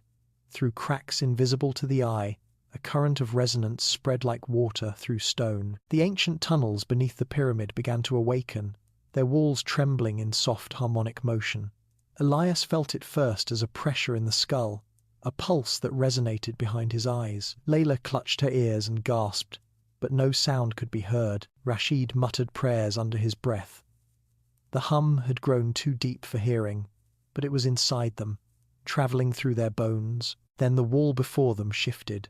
The spirals of the Eye of Menka rotated slowly, the central ring sinking inward to reveal a narrow passageway beyond. Faint light flickered within, not torchlight but a steady phosphorescent glow, as though the stone itself was alive. Elias rose shakily to his feet. "It's opening for us," he said, though his voice sounded distant, as if submerged in liquid air. The others hesitated. Layla's eyes darted toward the exit. "We shouldn't go further," she said. "We don't know what's beyond." Elias looked back at her, the glow reflecting in his pupils like molten gold. "We came to understand, not to stop," he said quietly. This is what the hum was leading to. The final chamber. Without waiting for reply, he stepped through. The air inside was cool and heavy, thick enough to slow each breath. The corridor beyond was narrow, its walls made of polished stone that reflected their light in strange, distorted patterns. The reflections were not perfect. They moved, lagging behind like delayed echoes of their bodies. When Elias raised his hand, his reflection followed a heartbeat later, as if existing in another rhythm of time. They walked deeper. The floor was smooth as glass, and the walls began to shimmer with increasing clarity until they realized they were not stone at all but some mineral mirror, its surface seamless and cold. Their reflections stretched infinitely in both directions, figures upon figures receding into vanishing points of gold. The effect was disorienting. Each step seemed to multiply them into eternity. Layla's voice quivered. "This isn't a corridor, it's an array. Bien wiser, dare it for see." "What do you mean?" Rashid asked. She swallowed. "It's designed to reflect sound, not light. The walls, they're tuned to vibration. This entire place is a resonant chamber." Elias's pulse quickened. A hall of mirrors, not of image, but of tone. As if in answer, the air began to hum again. It started faintly, a low vibration underfoot, then rose into overlapping harmonics that seemed to come from every direction. The walls pulsed faintly with each wave, the reflections distorting and bending as if caught in ripples of sound. Daniel raised his camera to record, but the display flickered, showing dozens of overlapping versions of them, each moving at slightly different speeds. Layla's analyzer emitted erratic readings. "The frequency is shifting," she said. "It's forming standing waves, patterns of interference. It's—" Her words stopped. The air shimmered, and the reflections in the mirror walls began to move independently. One by one, the reflected figures turned their heads, though the real explorers stood still. The motion was slow, deliberate. Elias stared as his mirrored self stepped forward within the glass, lips parting soundlessly. The vibration intensified, and a faint, luminous fog rose from the floor, swirling in rhythmic spirals. Rashid stumbled back. "What is this?" Layla's face was pale. "It's responding to us. Our bodies are part of the resonance now." Elias took a trembling step toward his reflection. The mirrored figure did not mimic him. It moved closer still, until its face was inches from his. In its eyes he saw not himself, but something older, vast, and patient. The hum swelled until the mirrors themselves began to vibrate. For a moment, the reflected faces of Menka's priests appeared, dozens of them singing without sound, their mouths forming the same geometric patterns as the glyphs of the hymn of the architects. The mirrors rippled like water. The vibrations formed visible waves across the walls, each one carrying fragments of images, scenes from ages past. They saw the building of the pyramid, the workers lifting stone blocks as Menka conducted their chants. They saw the pharaoh standing in the king's chamber, his body dissolving into radiant tone. They saw the burial, the sealing of the final passage. Then the images shifted. Now the desert swallowed the temples, the wind erasing names, the hum continuing beneath the sand. Layla whispered, "It's a recording, made of sound." Elias nodded slowly, transfixed. A living archive. As they watched, a final image appeared. Menka himself, standing before the chamber of still air. His eyes glowed with inner light, his hands raised in benediction. The vibration deepened, and the air quivered with his silent voice. Then the image turned toward Elias directly, as though aware of his presence. The priest's lips moved, forming words that Elias somehow understood without hearing. The hum remembers the listener.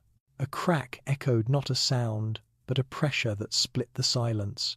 One of the mirror walls fractured, a fine web of light spreading across its surface. Daniel shouted, stumbling back as shards of reflection floated into the air like glass without weight. Through the crack, a deeper chamber became visible, vast, golden, and alive with motion. Elias felt the pull again, the invisible current that had guided him since the beginning. He stepped toward the breach, ignoring Layla's protests.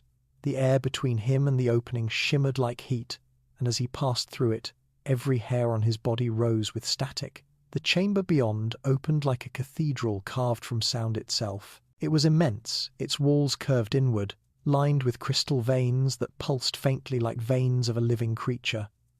The ceiling rose into darkness, though faint light shimmered as if reflected from water above.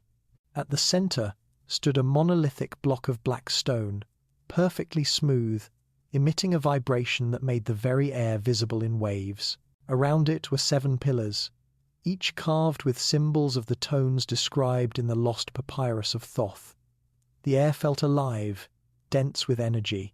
Elias approached slowly, his footsteps soundless. When he reached the central monolith, he laid his palm upon it. The hum intensified instantly, rippling through the chamber. The others stumbled as the vibrations surged. The mirrors in the hall behind them shattered completely, light bursting outward in 1,000 golden shards. Layla cried out, her voice swallowed by the sound. "Elias, stop!" But he could not. The monolith's surface was warm beneath his hand, almost breathing.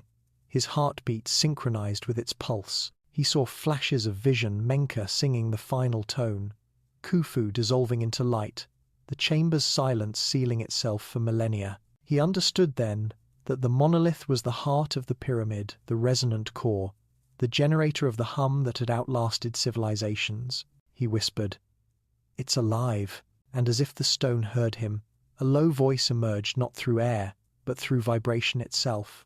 All that listens becomes the tone. The sound rose until it became light. The chamber blazed, the monolith trembling with resonance.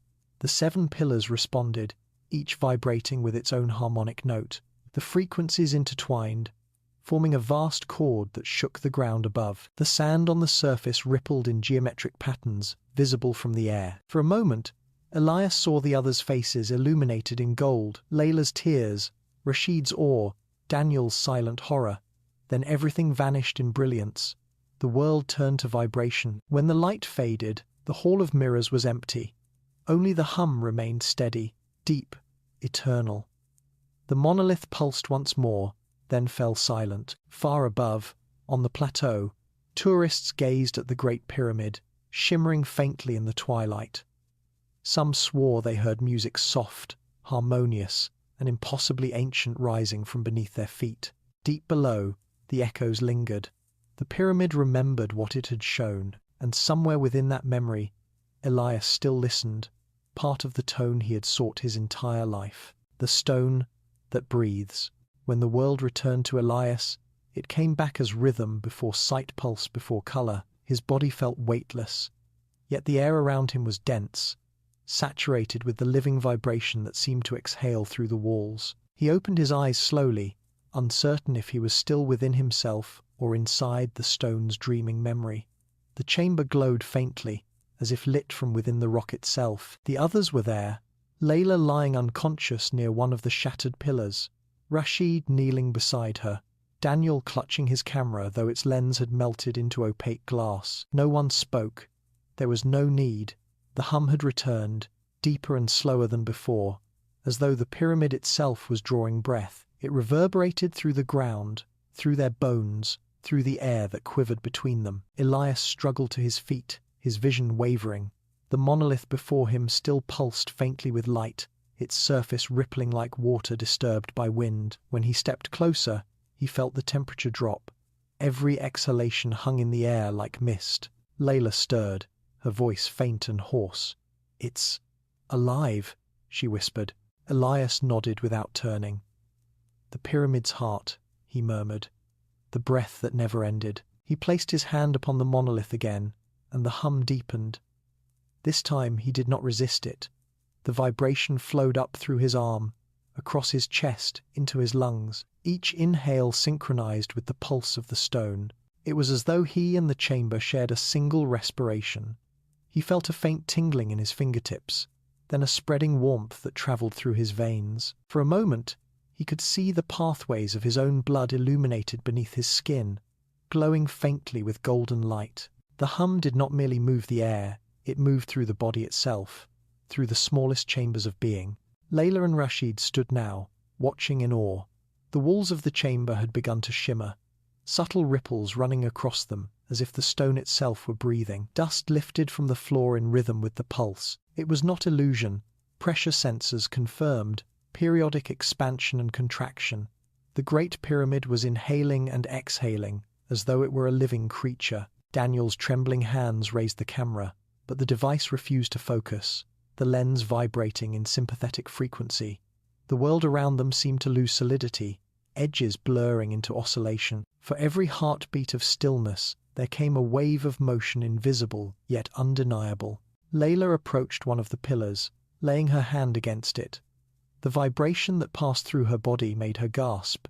Tears welled in her eyes, not from pain, but from an overwhelming sense of recognition. "It's not just energy," she said softly. "It's memory.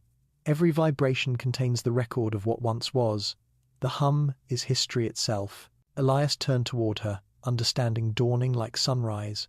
The pyramid was not a tomb nor a temple, it was an archive, a living library encoded in resonance. Each tone, each harmonic stored the memory of ages, not as text or image, but as vibration. To listen to the hum was to listen to time. He reached into his pack for the small recording device, though he already suspected its futility. When he activated it, the display filled instantly with erratic waveforms, frequencies overlapping in impossible complexity. "It's rewriting the recording in real time," he murmured. "Every tone contains thousands of others, nested infinitely. It's recursive." Rashid frowned. "What does that mean?" "It means the pyramid isn't just remembering, it's thinking," Elias said. The hum intensified again, now joined by a second frequency slightly higher than the first. The interference between them produced a slow oscillation that felt like a heartbeat. The floor beneath them trembled, and from the cracks between the flagstones, thin tendrils of light began to rise, luminescent dust, or perhaps energy itself. It spiraled upward in slow, deliberate motion, forming patterns identical to those carved on the walls of the chamber of still air. Layla's analyzer emitted a shrill tone before its screen went blank. "It's exceeding measurable range," she said. "These amplitudes shouldn't be possible without destroying the structure." Yet the chamber held. The stone seemed elastic, rippling like flesh. The monolith throbbed brighter, and the air grew dense with a golden haze. Elias could no longer distinguish where his body ended and the vibration began. His heartbeat synchronized completely with the pulse of the pyramid. Each breath he took felt both his and not his, part of some greater respiration. In that moment, he felt the hum speak, not as sound but as pure understanding. It was the same voice that had whispered in the chamber of still air. "The breath returns, the chamber remembers." He understood then that the Great Pyramid was the Earth's lung, built to breathe in harmony with the planet's resonance. The priests of old had created it not merely as monument, but as a regulator, a device that maintained equilibrium between silence and sound, matter and memory. When the chamber was sealed, the breath ceased, the world fell slightly out of tune, and now, by reawakening it, he had restored the respiration of creation itself. But there was another layer, a danger hidden within the harmony. For if the pyramid had been designed to regulate the Earth's resonance, then any imbalance could magnify its power catastrophically. The hum was stabilizing now, but its amplitude was growing, spreading outward through the bedrock. If it continued, the vibration could reach beyond Egypt, through fault lines, through the planet's crust, through oceans and mountains. The entire world might begin to resonate. Layla seemed to sense it too. "We have to stop it," she said. "It's amplifying itself through feedback. If it reaches critical resonance." Elias shook his head slowly. "You can't stop a breath," he said. "Only hold it." He turned back to the monolith, his expression calm, almost serene. It was never meant to be silenced, only balanced. If we let it finish its cycle, it will stabilize. We have to let it breathe. Rashid grabbed his arm. "And if you're wrong?" "One of lifter me, I have so." Elias smiled faintly, his eyes reflecting the golden light that now filled the chamber. "Then we'll hear the song of the world one last time." The hums surged, no longer faint but thunderous, though still soundless to the ear. The air condensed into visible waves. The walls expanded and contracted like the diaphragm of a colossal creature. The 7 pillars glowed, each emitting a distinct tone that merged into one vast luminous chord. The resonance climbed in intensity until the air itself shimmered with colored deep golds and silvers and faint greens like auroras under the desert. Above them, the pyramid responded. Tourists on the plateau staggered as the ground beneath their feet vibrated softly. Sand rose in swirling patterns, forming spirals that stretched for meters before collapsing again. Birds fled into the distance. Across Cairo, glass trembled in windows, water rippled in basins, pendulums swung of their own accord. Yet there was no destruction, only an overwhelming sense of motion, as if the entire world had taken one great, unified breath. In the chamber, Elias stood unmoving, arms outstretched, eyes closed. The light wrapped around him, merging with his outline until his body seemed transparent. Layla called out to him, her voice lost in the radiance. Rashid tried to reach him, but the air between them vibrated like liquid, pushing him back. The monolith pulsed faster now, each throb sending waves of brilliance through the chamber. And then, in an instant of silence sharper than any sound, everything stopped. The light vanished. The air fell still. The hum ceased. Layla gasped, her own breath deafening in the sudden quiet. Rashid looked around wildly. The monolith stood dark and cold once more. Elias was gone. Only his shadow remained upon the stone, faintly outlined in gold. For several minutes they stood motionless, unable to speak. Then, from deep within the monolith, came a single, slow pulse, one exhalation, then stillness. The chamber did not hum anymore, but the air carried the faintest echo of rhythm, as though something vast had fallen back asleep. Layla fell to her knees, whispering his name. Rashid closed his eyes, murmuring a prayer for the dead or perhaps for the transformed. Daniel kept filming, though the camera had no power. Above them, the first rays of dawn broke over the desert. The Great Pyramid glowed softly for a moment, then settled back into its eternal silence. To the world above, nothing had changed. But those who lived near Giza would later speak of a strange peace that settled over the nights that followed, a quiet so deep it felt like the world itself had sighed. And though Elias was gone, the hum continued, softer now, almost tender. The stone breathed once, faintly, as if in memory of him. The Great Pyramid slept again, its pulse slow and patient, its breath folded beneath the sands, waiting for the next listener brave enough to hear. The Guardian's curse. Layla did not remember how she and the others escaped the pyramid. The memories of that night came to her only as fragments, a slow ascent through collapsing tunnels, Daniel's trembling hand guiding the dim light, Rashid whispering prayers that seemed to keep the darkness at bay. When they emerged at last beneath the faint blush of dawn, the desert was eerily quiet. The air was cool, and the wind, though soft, carried a strange scent ozone and something metallic, as though the very atmosphere had been scorched clean. Behind them, the Great Pyramid stood unchanged in form yet transformed in presence. It seemed to hum no longer, yet its silence felt heavier than before, as if containing an echo too vast to hear. They made camp at the base of the plateau, too exhausted to speak. The first tourists arrived hours later, unaware of what had transpired beneath their feet. They took photographs and laughed, their voices small and bright against the immense stillness. Layla watched them from the shade of a dune, her face pale, her eyes hollow. Rashid sat beside her, his prayer beads clutched tightly, the rhythmic motion of his fingers betraying his unease.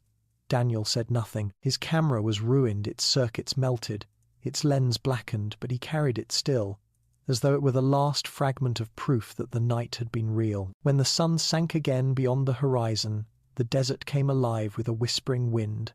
It moved through the stones like breath through a flute, forming tones so faint they seemed almost imagined. Yet the sound was not wind. It carried rhythm, structure, the faint outline of a melody that made Layla's skin prickle. She turned to Rashid, who was staring at the pyramid, his lips moving silently. "Do you hear it?" she asked. He nodded slowly. "It is the hum," he said, "but softer, like it is morning." That night, she dreamed of Elias. In the dream, he stood within the chamber of still air, his form translucent, his eyes filled with light. Around him, the monolith pulsed gently, like the heart of a sleeping god. He raised his hand toward her, and though no sound escaped his lips, she understood his words as clearly as if he had spoken aloud. "The chamber is awake. Guard its silence." When she woke, her body trembled with cold despite the heat of the tent. Outside, the desert shimmered with dawn. Rashid and Daniel were already awake, speaking in low voices. Rashid's skin was ashen. He had dark circles beneath his eyes, and his hand shook as he held his prayer beads. "It comes to us," he murmured. "At night, I hear his voice, not as sound, but as vibration. It moves through my chest, like breath." Layla wanted to tell him it was only trauma, an echo of the experience they had survived, but she knew better. The hum had not died when Elias vanished. It had simply changed hosts. The pyramid had chosen new listeners. Over the following days, strange things began to happen. The sand around their camp shifted in perfect concentric rings each morning, as though stirred by invisible waves. Their compasses spun uselessly, and electronic devices drained of power within hours.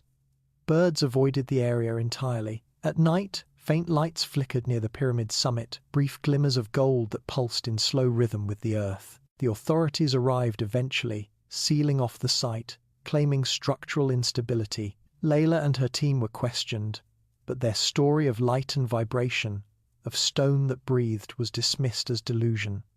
They were told to rest, to forget. But forgetting was impossible. Back in Cairo, Layla tried to resume her research. Yet every sound she heard seemed to carry hidden structure, the whir of her refrigerator, the hum of street lamps, even her own heartbeat. She began to notice patterns in ordinary noise, harmonic intervals that aligned perfectly with the 7 tones of the lost papyrus of Thoth. When she hummed one of those tones softly under her breath, the air around her vibrated faintly, papers lifting from her desk. The realization chilled her. The resonance had not left the chamber. It had followed her. Meanwhile, Rashid grew ill. His skin took on a pale metallic sheen, and his voice deepened unnaturally, resonating with faint undertones when he spoke. He refused hospitals, retreating instead to his family's house in the old quarter. Layla visited once and found his room filled with strange vibrations, the furniture trembling softly, the glass of water on the table rippling in steady rhythm. Rashid sat cross-legged on the floor, his eyes half closed, his breath synchronized with the unseen pulse. "It's inside me," he said quietly. "The hum, it won't stop." Layla tried to reason with him. "It's psychosomatic," she said. "We've all been through trauma." He interrupted with a sad smile. "No, doctor. It's not madness. It's memory." He looked up at her, his gaze distant. "It's Elias.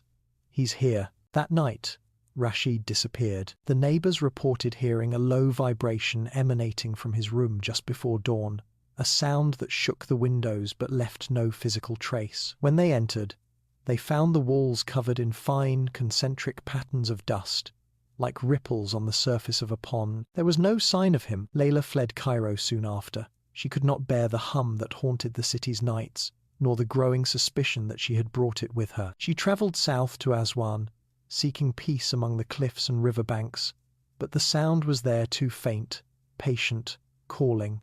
She began to feel watched, though by what she could not say. Then, one evening at sunset, a letter arrived at her lodgings, sealed with a symbol she recognized instantly, the Eye of Menka. Inside was a single sheet of papyrus, the handwriting familiar. "You must return," it read. "The resonance seeks balance. The hum must be answered, or the silence will break." Her hands trembled. Elias was gone, absorbed by the stone, dissolved into vibration. Yet the letter was unmistakably his.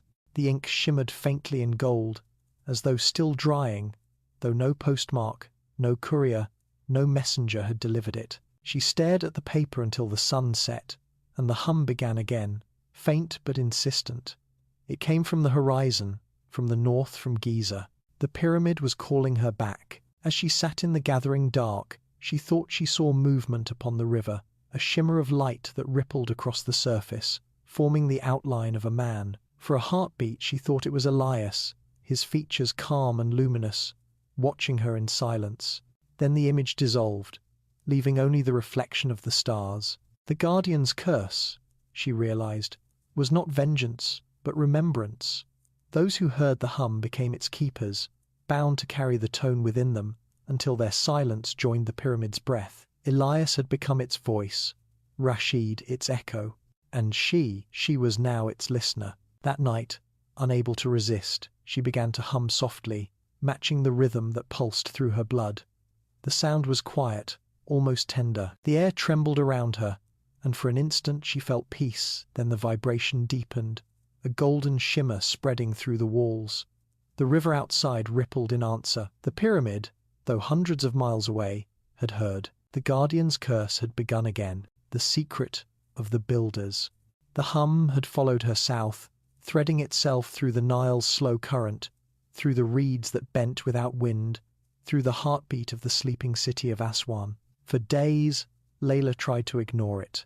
She would walk the markets, listen to the call of merchants, to the laughter of children, to the rustle of palms, but beneath all of it, the tone persisted, soft but steady, an ancient whisper beneath the noise of life. It was as though the world had remembered a song it was never meant to recall. When she finally surrendered to the sound, she found herself drifting along the river at twilight, carried by a small wooden felucca. The water glowed faintly beneath the setting sun, the surface vibrating with subtle ripples that moved against the wind. Somewhere upriver, a heron called a single note that hung impossibly long, merging with the hum. For a moment, Layla felt as though the bird's cry and the pyramid's resonance were one and the same, two threads of a single melody stretched across time. The letter lay folded in her lap. She had read it so many times that the words no longer seemed to belong to ink and papyrus. They pulsed in her mind, as though they had always been there. Return to the beginning, the resonance seeks the heart. Elias's handwriting was unmistakable, yet what haunted her was not the letter itself, but what came after. When she held the papyrus to the light, faint markings appeared beneath the text, mathematical notations, harmonic ratios, and coordinates that pointed not to Giza, but to a site further south, deep in the desert beyond Luxor, an unfinished pyramid. The following morning, she set out alone. The journey took her beyond the tourist routes, into a barren landscape of ochre stone and whispering wind. The desert was vast, but the hum guided her as surely as any compass. It seemed to grow stronger with each mile, vibrating through the soles of her boots, through the bones of her legs, until her whole body was an instrument of its rhythm. She reached the site at dusk, a low rise of sand and rock half buried beneath the dunes. At first glance, it seemed no more than a ruined foundation, but as the light faded, the outlines of geometry emerged, angles too perfect to be natural, stone blocks aligned in ratios that echoed those of the Great Pyramid. The unfinished monument was smaller, yet the design was unmistakable. The same precision, the same alignment to the stars, but incomplete, as though abandoned mid-construction. In the silence of that place, the hum was stronger than ever. It pulsed from beneath the ground, slower, deeper, as if sleeping. Layla set up her instruments, though she already knew data would fail her. The vibration was not measurable. It existed beyond frequency, beyond decibel, beyond comprehension, yet she felt compelled to record, to document. As she placed her microphone on the ground, a faint tremor rippled through the sand. She froze. The hum had changed. It was no longer background, it was speaking. A low voice rose from beneath the earth, not through air but through her bones, a resonance so pure that it bypassed hearing altogether. It was not Elias's voice, though it carried his cadence. It was older, vast, calm, the voice of Menka. "You seek the secret of the builders," it said, "but the secret is not in stone, it is in tone. This one mind, in the mind." Layla fell to her knees, her body vibrating with the power of it. "Who are you?" she whispered. The listener, who became the voice, came the reply. The bridge between sound and silence. We built not to last, but to remember. The sand before her shifted, sliding aside as though moved by unseen hands. Beneath it, smooth limestone gleamed. Glyphs appeared, carved into the surface, spirals intersecting with triangles, circles arranged in perfect harmonic ratios, the same patterns she had seen in the chamber of still air. But these were different new symbols intertwined with the old. Beneath them, a single line of hieratic text glowed faintly, the letters shimmering as if alive. She read aloud softly, translating as best she could. We built to speak with the world. When the sky turned to silence, we gave the earth a voice. Her breath caught. The pyramid was built to resonate with the planet, she murmured. A communication device, a bridge between earth and cosmos. The voice seemed to echo her thought. Not device, organ. The earth breathes, as all things do. The pyramid was its lung. We tuned it to the heartbeat of creation, to sustain harmony. When silence fell, the world forgot how to breathe. Layla closed her eyes, overwhelmed. Images filled her mind, visions not of memory but of understanding. She saw the builders at work, thousands of men singing in rhythm, their voices lifting stones as easily as water lifts leaves. She saw Menka standing at the center of the half-built pyramid, listening to the tone beneath the ground. The blocks did not weigh what they should. They floated on vibration, each one guided by frequency. It was not magic, but resonance, the manipulation of gravity through sound. Then she saw more. Beneath the Giza plateau, deeper than any known chamber, there was another structure, a sphere of pure stone, pulsing like a heart. From it radiated lines of energy, connecting to the pyramids across Egypt, across the world. A global lattice of resonance, an ancient network meant to keep the Earth's vibration in balance. The builders of old, the voice continued, were not gods but listeners. They heard the tone that underlies all matter and learned to shape it. Each block was a note, each structure a chord. Together, they formed the music of the world. Layla wept softly. Then why was it silenced? The answer came like a sigh. Because men forgot to listen. The ground trembled beneath her palms. The hum swelled, filling the air with a soundless pressure. The limestone beneath her began to vibrate, shedding dust like a serpent shedding skin. For a moment, she thought the entire structure would rise from the desert. But then the light dimmed, the vibration receded, and the sand settled once more. In the fading glow, new words appeared carved into the stone. One tone remains unheard. She realized then that the unfinished pyramid had been left incomplete for a reason. The final chamber, the final tone, had never been constructed. The builders had stopped because they had discovered something too powerful to finish something that could either heal the world or unravel it. The hum was both life and destruction, creation and decay, depending on who listened. Layla packed her instruments and turned toward the horizon, where the faint outline of Giza glimmered beneath distant haze. She knew now what Elias had meant by return to the beginning. The answer was not in the new, but in the original. The Great Pyramid held the missing tone, the one silence that completed the harmony. As she began her journey north once more, she carried with her the knowledge of the builders. That sound was the first language of creation, and that to listen deeply enough was to remember what the world once knew. Yet she also carried their warning, for deep beneath the sands, beneath even the monolith where Elias had vanished, something was stirring a resonance older than civilization, older than speech, preparing to awaken again, and when it did, it would not sing softly, it would breathe. The secret of the builders was not merely how to lift stone, but how to make the earth itself remember, and how to stop it from remembering too much. The resonant awakening. The journey north took 7 days and 7 nights.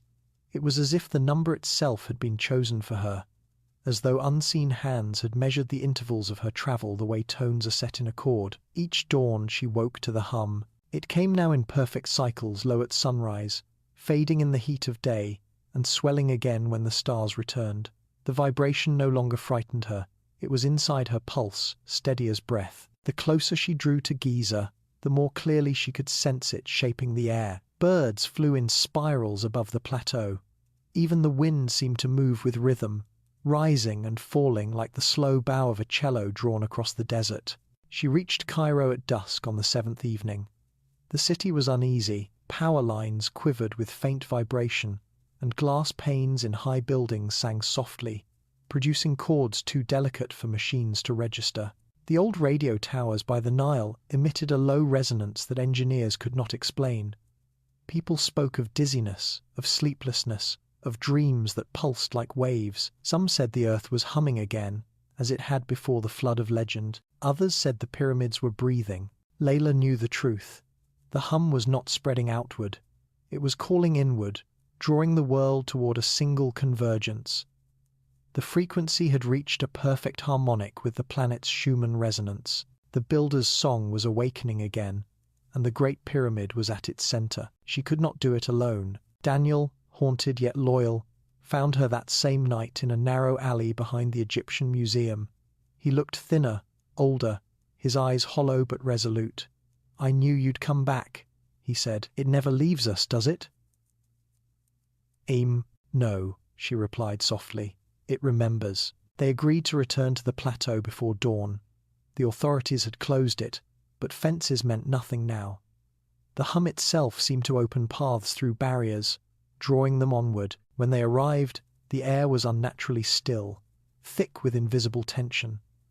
The pyramid loomed against the twilight sky, its apex aligned perfectly with Orion's belt. It was the very alignment Amun Rafiq had warned about the cosmic crossing when the hum reached its peak. They entered through the same fissure Elias had once crawled, carrying only lamps and recording devices.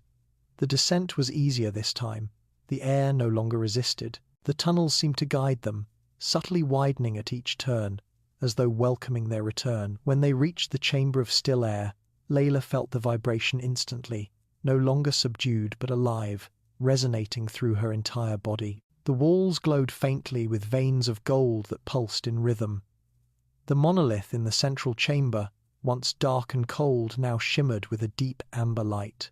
Daniel whispered, "It's breathing again." Layla nodded, tears gathering in her eyes. "He's here," she said. At that moment, the hum rose to an audible tone, a low drone that trembled in their bones. It was not loud, but immense, a sound that seemed to fill the limits of space itself. The instruments they carried registered frequencies far beyond the range of hearing. Their lights flickered, then died.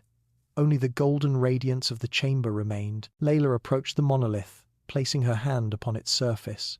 The vibration met her touch like a heartbeat greeting its echo. A wave of warmth coursed through her, carrying with it visions not of memory but of understanding. She saw the builders of old standing in the same place, their chants merging into a single continuous tone. She saw Menka at the center, his eyes bright as stars, his voice shaping the stone itself. And then she saw Elias, his form translucent, woven from light and vibration, standing beside Menka as though no time separated them. The vision dissolved, leaving only the hum. She understood what was happening. The pyramid was entering harmonic alignment with the planet's field the moment the builders had called the breath of Ptah. It occurred only when Earth, Sun, and Orion's belt formed a perfect geometric ratio. For a few short minutes, the pyramid became a living conduit between heaven and earth, sound and matter. Layla turned to Daniel. "Do you hear it changing?" He nodded, his eyes wide. "It's splitting into overtones. Thousands of them." The hum expanded, layer upon layer, forming chords of impossible richness. The air vibrated with color. The walls began to move, not crumbling but flexing, as though made of liquid stone. Symbols long buried revealed themselves beneath the dust. Spirals of gold intersecting with lines of silver. The monolith pulsed faster, its glow deepening until the entire chamber seemed to exist inside a single, sustained note. Layla realized what the builders had intended. The pyramid was not only a resonator, it was a memory machine, capable of transforming vibration into light, turning the song of the earth into visible creation. The hum was the language of the cosmos, and the pyramid its amplifier. And then the tone shifted. It was subtle at first, a small divergence in pitch, but enough to create interference. The frequencies collided, forming oscillations that grew unstable. Daniel stumbled backward, clutching his ears. "It's too much!" he shouted, though his voice was swallowed by the sound. "It's distorting." Layla felt it too. The pyramid was overshooting its harmony. Instead of stabilizing, the vibration was amplifying, feeding on itself.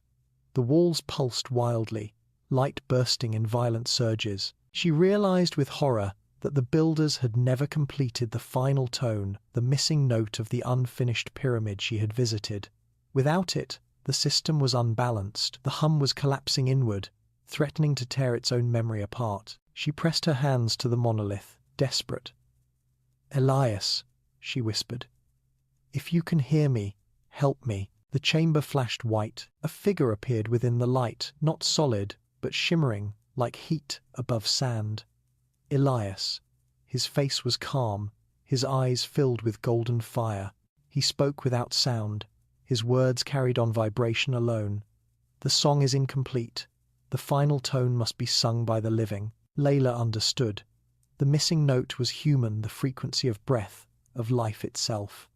The builders had tuned the pyramid to the world, but they had left the final harmony to be completed by those who came after. The resonance required not silence, but participation. She closed her eyes, inhaled deeply, and began to hum. At first her tone was faint, trembling, but the chamber responded immediately. The vibration embraced her, amplifying her voice until it blended seamlessly with the hum. Daniel watched in stunned silence as the air rippled with golden waves. The interference patterns smoothed, the wild oscillations calmed. Her single note merged with the pyramid's chord, filling the gap that had destabilized it. The pyramid exhaled. A vast wave of resonance rolled through the ground, spreading outward across the desert.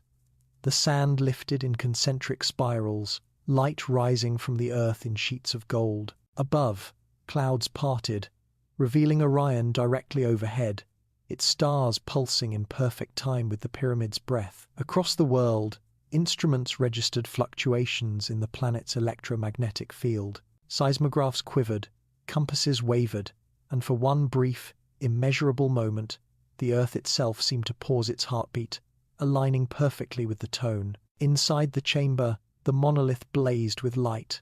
Layla's voice faded, but the sound continued on its own, self-sustaining. The pyramid sang a chord of such purity that it transcended hearing, existing instead as presence, as stillness. Daniel fell to his knees, overwhelmed by awe.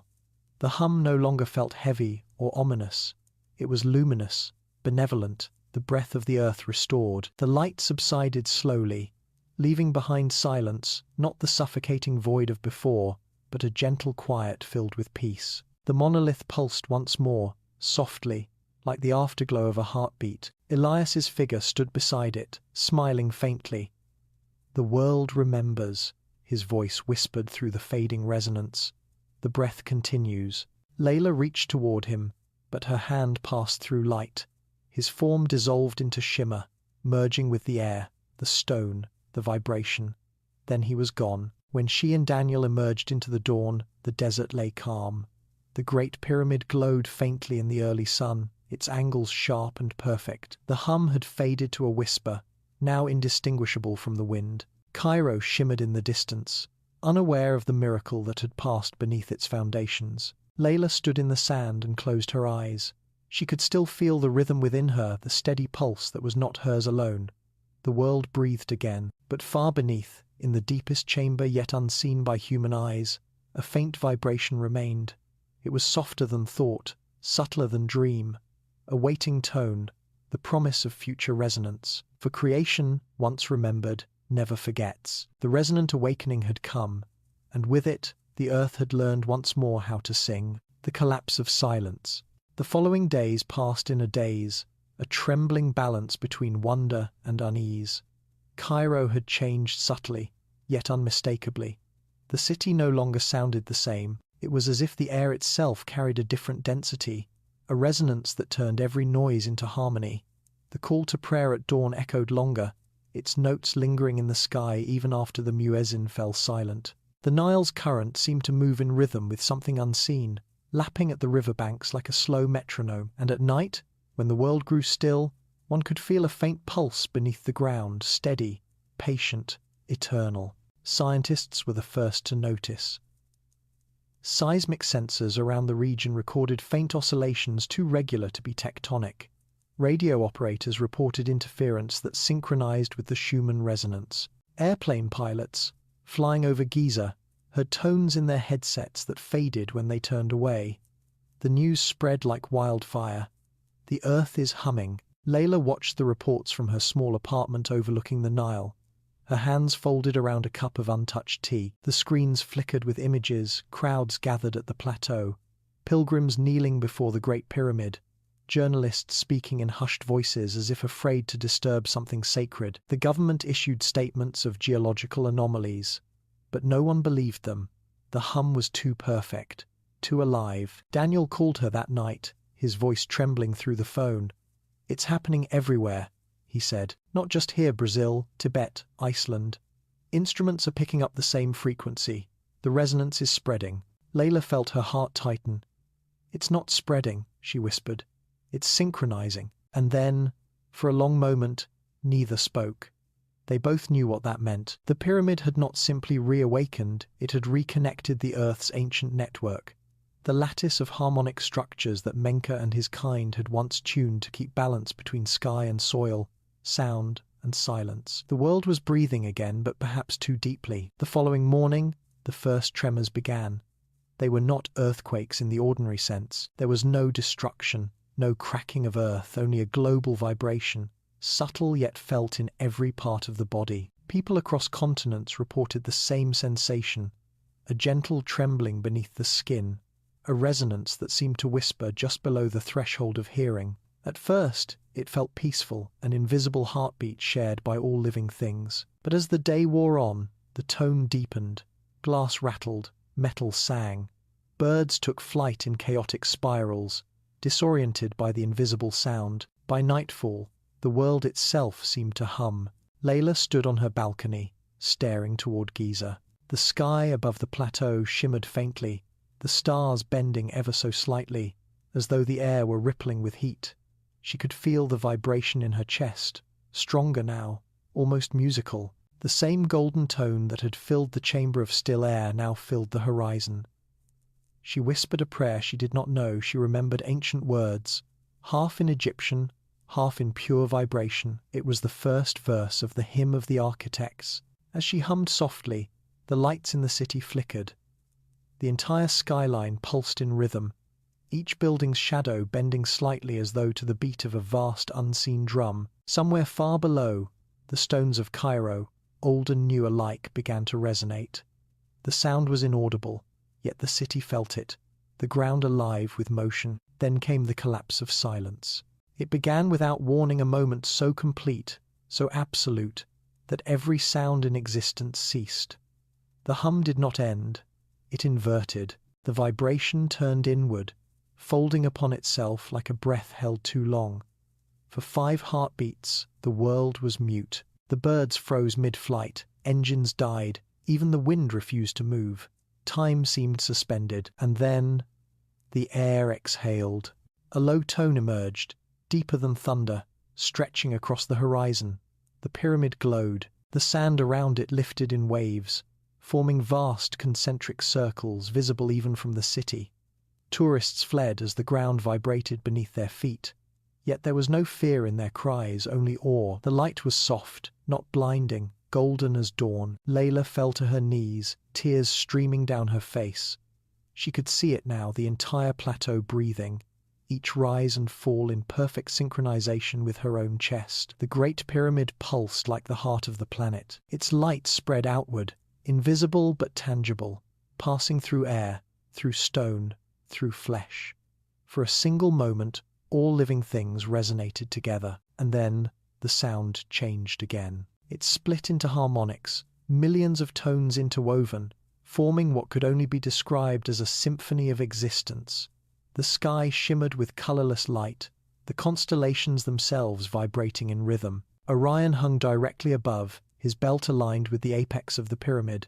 The stars flickered like musical notes, pulsing faster and faster. Daniel's voice crackled through the radio she had left by her side. "Layla, are you seeing this? It's everywhere. The resonance, it's forming patterns in the ionosphere. You have to see the readings." They're his words cut out, replaced by a low hum identical to the one in her bones. She closed her eyes. "It's Elias," she whispered. In her mind, she saw him again, standing in the luminous chamber, surrounded by waves of gold. But this time, he was not separate from the light.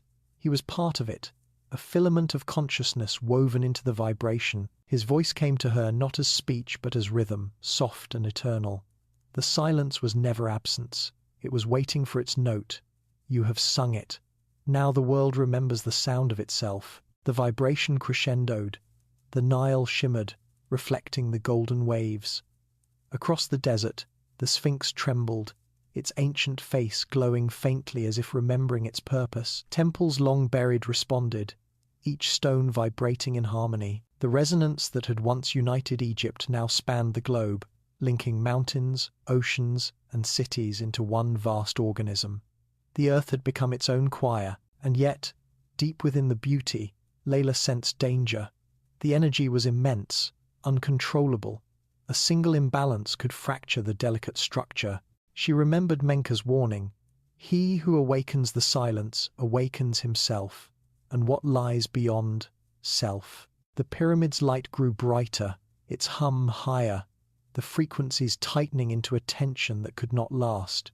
It was like a breath held too long, a string stretched too far. The ground quivered, buildings in Cairo groaning under invisible strain. Layla felt the vibration in her skull, her bones threatening to shatter under its perfection. She clutched her chest and screamed, but no sound came out. Then, from deep beneath the desert, another tone emerged, lower, slower, steady. It counterbalanced the chaos, grounding the resonance like a heartbeat restoring rhythm. The tension eased, the light dimmed to gold. Layla recognized the sound instantly. It was her own tone, the one she had sung in the chamber. The world remembered it. The harmony stabilized. For a long time, the hum continued, calm and steady, until it slowly faded into quiet. The desert wind returned, soft and cool. The stars regained their stillness. The pyramid's glow subsided. The silence that followed was profound, not the oppressive stillness of the chamber of still air, but a living, quiet, full of breath. The balance had been restored. Layla rose slowly to her feet. All around her, the desert shimmered faintly as though exhaling. She turned toward Giza one last time. The pyramid stood unbroken, timeless, patient. Somewhere within it, Elias rested, not gone, but absorbed into the resonance that now pulsed softly beneath the world. The silence had collapsed and been reborn as song. The hum remained, but now it was gentle, content. The world breathed evenly once more, and as dawn broke across the desert, the great pyramid stood serene, its stone heart still, its spirit awake. The earth, newly tuned, drifted in its orbit like a note sustained forever in the cosmic symphony, the message beneath the hum. For days after the collapse, the earth seemed newly alive, its silence resonant, its stillness watchful. Around the world, scientists measured phenomena they could not explain. A faint electromagnetic pulse circling the globe every 7 minutes, water vibrating in still basins, compasses that trembled with invisible rhythm. The frequency was identical everywhere, 7.83 Hz, the heartbeat of the planet. The Schumann resonance, once a quiet background hum, had grown stable and strong, as though the earth had tuned itself anew. But what unsettled researchers most was not the constancy of the tone, it was its modulation. The signal contained fluctuations too structured to be natural, subtle peaks and valleys that formed repeating sequences. When converted into audible range, the data produced patterns, tones that rose and fell with deliberate symmetry. The hum was not random, it was speaking. Layla had already guessed as much. Since the night of the awakening, she had barely slept. She spent her days in a rented laboratory in Cairo University's acoustics department, surrounded by arrays of computers and recording devices. The government, eager for answers, had quietly funded her research, though they pretended in public that the events at Giza were geological coincidence. The truth, Layla knew, was far stranger, and far more delicate. The hum filled the lab constantly, too faint for untrained ears but ever present. When filtered and amplified, it formed a slow, oscillating pattern that reminded her of a heartbeat mixed with speech. She recorded hours of data, feeding it through spectral analysis, fractal mapping, and harmonic decomposition. The results were incomprehensible until she began to compare them with the harmonic ratios carved into the lost papyrus of Thoth. The alignment was perfect. The modulations of the global hum corresponded to the 7 fundamental tones described in the ancient text, the harmonics of being. Each appeared in sequence, repeating in cycles of 72 minutes, the same duration Elias had once identified as the precessional shift of Orion. It was as if the planet itself was singing the hymn of the builders, one verse at a time. But the final note, the 7th, was new. It was not a simple tone, but a series of rising frequencies that formed a pattern resembling language. Layla stared at the screen for hours, watching the waveform scroll endlessly, the peaks and troughs repeating in perfect rhythm. At last, she ran it through an algorithm designed to translate harmonic intervals into phonetic sounds. The result was haunting. Out of the hum emerged a slow, resonant voice, not human, yet not entirely alien. She played it again, and the room filled with sound. The breath remembers, the silence listens, the circle returns. Her heart froze. The words repeated, clear and deliberate, layered within the vibration itself. The message was buried inside the hum, encoded across the frequencies that now spanned the globe. She replayed it again and again, each time discovering new variations. The message evolved subtly with every cycle, as if responding to its own echo. When she cross-referenced the harmonics with global seismic data, she found that small fluctuations in the Earth's crust mirrored the changes in the tone. It was as though the planet was adjusting its own voice, refining its message. Layla contacted Daniel immediately. He arrived within hours, weary but eager, his once cynical expression replaced by something close to reverence. She played him the recording. He listened in silence, his hands trembling slightly as the voice filled the air. "It's real," he said at last, "not imagination. It's structured communication." Layla nodded. "It's a response." Response to what? She turned the monitor toward him, showing the 7 harmonic symbols glowing faintly across the spectrum graph. "To us, to the tone I sang in the chamber. The hum has changed because we completed it. The Earth is answering back." Daniel's face paled. "You mean the planet is conscious?" Layla hesitated. "Not as we are, but it remembers. The builders said every vibration carries memory of creation, of movement, of life. When the world fell silent, that memory faded. But now that the pyramid has awakened, the memory is returning. The hum isn't just sound. It's communication between the world and what built it." They worked without rest for 3 nights, analyzing data from global observatories. Reports poured in, identical signals detected from every continent, each arriving at slightly different times depending on distance from Giza. The world was receiving a single message carried through the Earth's resonance, encoded in frequency rather than words. On the 4th night, the message changed again. When they replayed the signal, a new pattern emerged, shorter, sharper tones layered upon the base frequency. Layla adjusted the filters, isolating the modulation. Her screen filled with geometric shapes, circles within triangles, spirals intersecting with waves. It was the same pattern carved into the walls of the chamber of still air. Daniel leaned closer. "It's a map." The realization struck her like a revelation. The tones were not random. They corresponded to geographic coordinates, latitudes and longitudes distributed across the globe. Each harmonic peak aligned with a sacred site.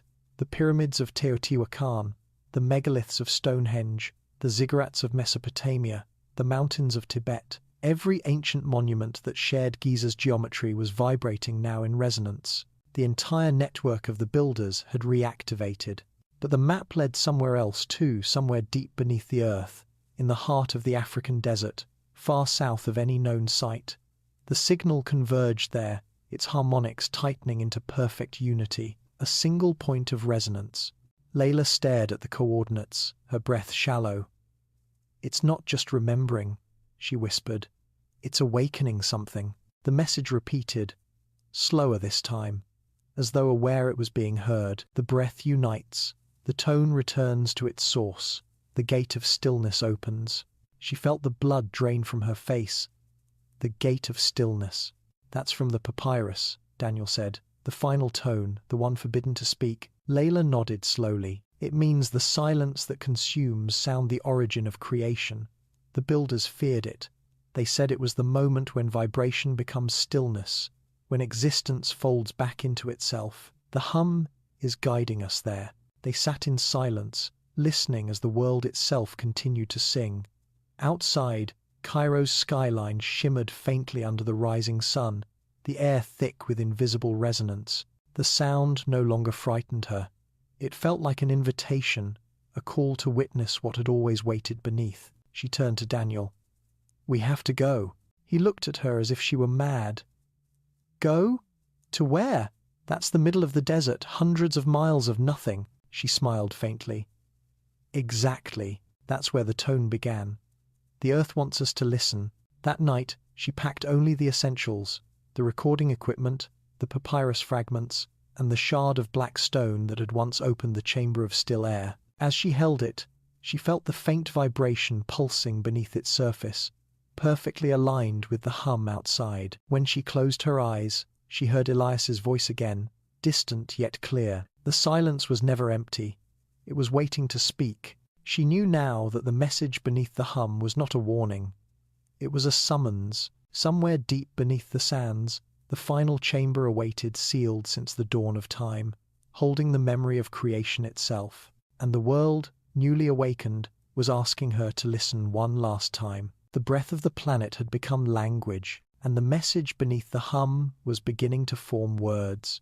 The return of Menka's voice. The desert south of the oasis was endless, flat, pale, and shimmering, with heat so dense that it erased the horizon. Yet beneath its apparent emptiness, Layla could feel the hum. It pulsed softly through the soles of her boots, a steady rhythm that guided her like a compass more ancient than sight. Daniel followed close behind, his camera useless but always in hand, a talisman of purpose. They had traveled 3 days into the wastes, guided by the coordinates hidden in the global resonance, a location that, according to every modern map, contained nothing but sand. But the earth itself said otherwise. On the 4th night, when the stars were clear and Orion hung directly overhead, they heard it. A tone, faint at first, rising from beneath the dunes. It was not the omnipresent hum of Giza, but something higher, more human, like a voice humming from deep within the ground. They stopped and listened, hearts pounding. The sound was not random. It was melodic, repeating in intervals of 7 tones, the same frequencies inscribed in the lost papyrus of Thoth. Layla set her equipment on the sand, calibrating the sensors. The readings spiked instantly, registering impossible harmonics. "It's below us," she whispered. "Something vast." Daniel's breath caught. "Is it another pyramid?" She shook her head. "No. The readings aren't architectural, they're organic. The resonance moves like a pulse." As the night deepened, the tone grew stronger, surrounding them with invisible pressure. The stars above seemed to tremble. The air grew colder, though no wind stirred. Layla knelt, pressing her palm to the sand, and the vibration answered her touch. The ground rippled softly like skin. She drew the shard of black stone from her pack, the same relic Elias had used to open the chamber of still air. It hummed immediately, glowing faintly gold. Daniel watched, awe and terror warring in his expression. "Layla, maybe we shouldn't." But she was already moving. Guided by instinct, she placed the shard on the sand and began to hum. The melody rose from her throat without thought, a continuation of the tone beneath the earth. The vibration increased, forming concentric ripples around them. The ground shuddered once, then split along an invisible line, revealing a descending shaft. Warm air rose from within, carrying the scent of ancient dust and faint myrrh. They descended carefully, light from their headlamps reflecting off smooth limestone walls. The passage spiraled downward for what felt like eternity, before opening into a vast chamber unlike anything they had seen before. The ceiling was so high it vanished into darkness, and the walls shimmered faintly with crystalline veins. At the center of the floor lay a circular depression filled with shallow, still water that mirrored the faint glow from above. And then they heard the voice. It was not echo, not illusion, but speech deep, resonant, and layered with harmonics beyond human range. The words were in ancient Egyptian, yet Layla understood them perfectly. The tone returns to its beginning. The circle is unbroken. The water in the basin rippled as if stirred by invisible wind. A shape began to form upon its surface, a figure of light and shadow, slowly coalescing into the outline of a man draped in priestly robes. His face was calm, ageless, his eyes burning with the same golden fire that had once filled the chamber of still air. Menka. Layla fell to her knees, tears spilling freely. "You're real," she whispered. The figure regarded her with serene gravity. "All things that are heard are real. You have carried the final tone. You have restored the breath." Daniel stood frozen, his camera trembling in his grip. "Is he alive?" he whispered. Layla shook her head faintly. "He's resonance, conscious vibration, the memory of the world." Menka raised his hand, and the chamber brightened. Symbols flared to life on the walls, circles within circles, spirals of light connected by lines of pure energy. The same geometry that had appeared in the Hall of Mirrors now enveloped the room, turning it into a living diagram of sound. "When Khufu commanded the pyramid built," Menka said, his voice both audible and felt, "he sought eternity in stone. But eternity is not stillness, it is rhythm. The builders learned that matter is only sound slowed to sleep. We shaped that sleep into form, tuning the earth so that it could remember its own name. The hum was not power, it was prayer." Layla rose slowly. "But why now? Why awaken after all this time?" "Because the silence grew too deep," Menka replied. "The world forgot how to listen. The balance of vibration faltered. Your age lives in noise without harmony. The earth's breath was suffocating. You reopened the path, and so I speak again." The air thickened, shimmering with invisible waves. Menka's gaze turned toward Daniel. "You, the witness, record this not with your device but with your pulse. The hum is not meant for sight, but for remembrance. When the last listener forgets, the silence will close once more." Layla stepped closer to the glowing water. "There's more, isn't there? The hum is evolving." Menka inclined his head. "The hum is language. It carries memory of creation. Each cycle reveals a new word, a new breath. But beware, daughter of tone, if mankind misuses this voice, the harmony will fracture. Sound can heal, but it can also unmake. The builders silenced the final tone to protect the world from itself. You have sung it. Now it will spread." She trembled. "Then how do we control it?" "You do not," the voice said gently. "You guide it through listening. Every heart that learns to breathe with the earth keeps the balance. Every voice that turns to noise breaks it. The hum will teach or destroy, depending on how it is heard." He reached out, his hand hovering just above her shoulder. For an instant, warmth flooded through her, filling her lungs with light. In that breath, she saw what he saw. The flow of resonance through the world, oceans rippling with harmonic waves, mountains vibrating in low tones, the auroras of the poles shimmering like the earth's own heartbeat. Humanity, scattered and restless, stood in the midst of it all, unaware that every word, every sound, every heartbeat contributed to the universal chord. When she opened her eyes, Menka's form was fading. His voice remained, woven into the air. "Guard the tone, listener. The silence is not gone, it waits. And when it returns, let it find harmony, not fear." The light dimmed, the water stilled. The chamber fell quiet, though the hum continued softly beneath the floor, a gentle, patient pulse. Layla looked to Daniel, who was kneeling beside her, eyes wide. "Did you hear him?" she asked. He nodded slowly. "Every word." He paused, glancing upward where the dark swallowed the ceiling. "And I think the whole world did too." When they emerged from the shaft, dawn was breaking. The desert stretched silent before them, but the air vibrated faintly. carrying an echo of Menka's voice. The hum had changed again, gentler now, more melodic, filled with something almost human. Back in Cairo, people awoke from dreams of music, thousands of them, from every corner of the city. Children hummed melodies they had never learned. Rivers shimmered with sound. The resonance had become collective memory, a song shared by all. The return of Menka's voice was not a visitation. It was a transmission, a reawakening of humanity's capacity to listen. And as the world inhaled, synchronized with that eternal rhythm, the line between the ancient and the present blurred completely. The priest's tone had found new singers. The earth was ready to breathe again. The unveiling of the hidden sun. The day the hidden sun rose, no one saw it at first. It was not dawn in the ordinary sense, but something older, something that stirred beneath sight, beneath sound. It began in the deep hours before sunrise, when the air above Egypt grew heavy and still. Across the deserts, the wind ceased. Birds fell silent mid-flight. The Nile's current slowed until it mirrored the stars perfectly, unmoving.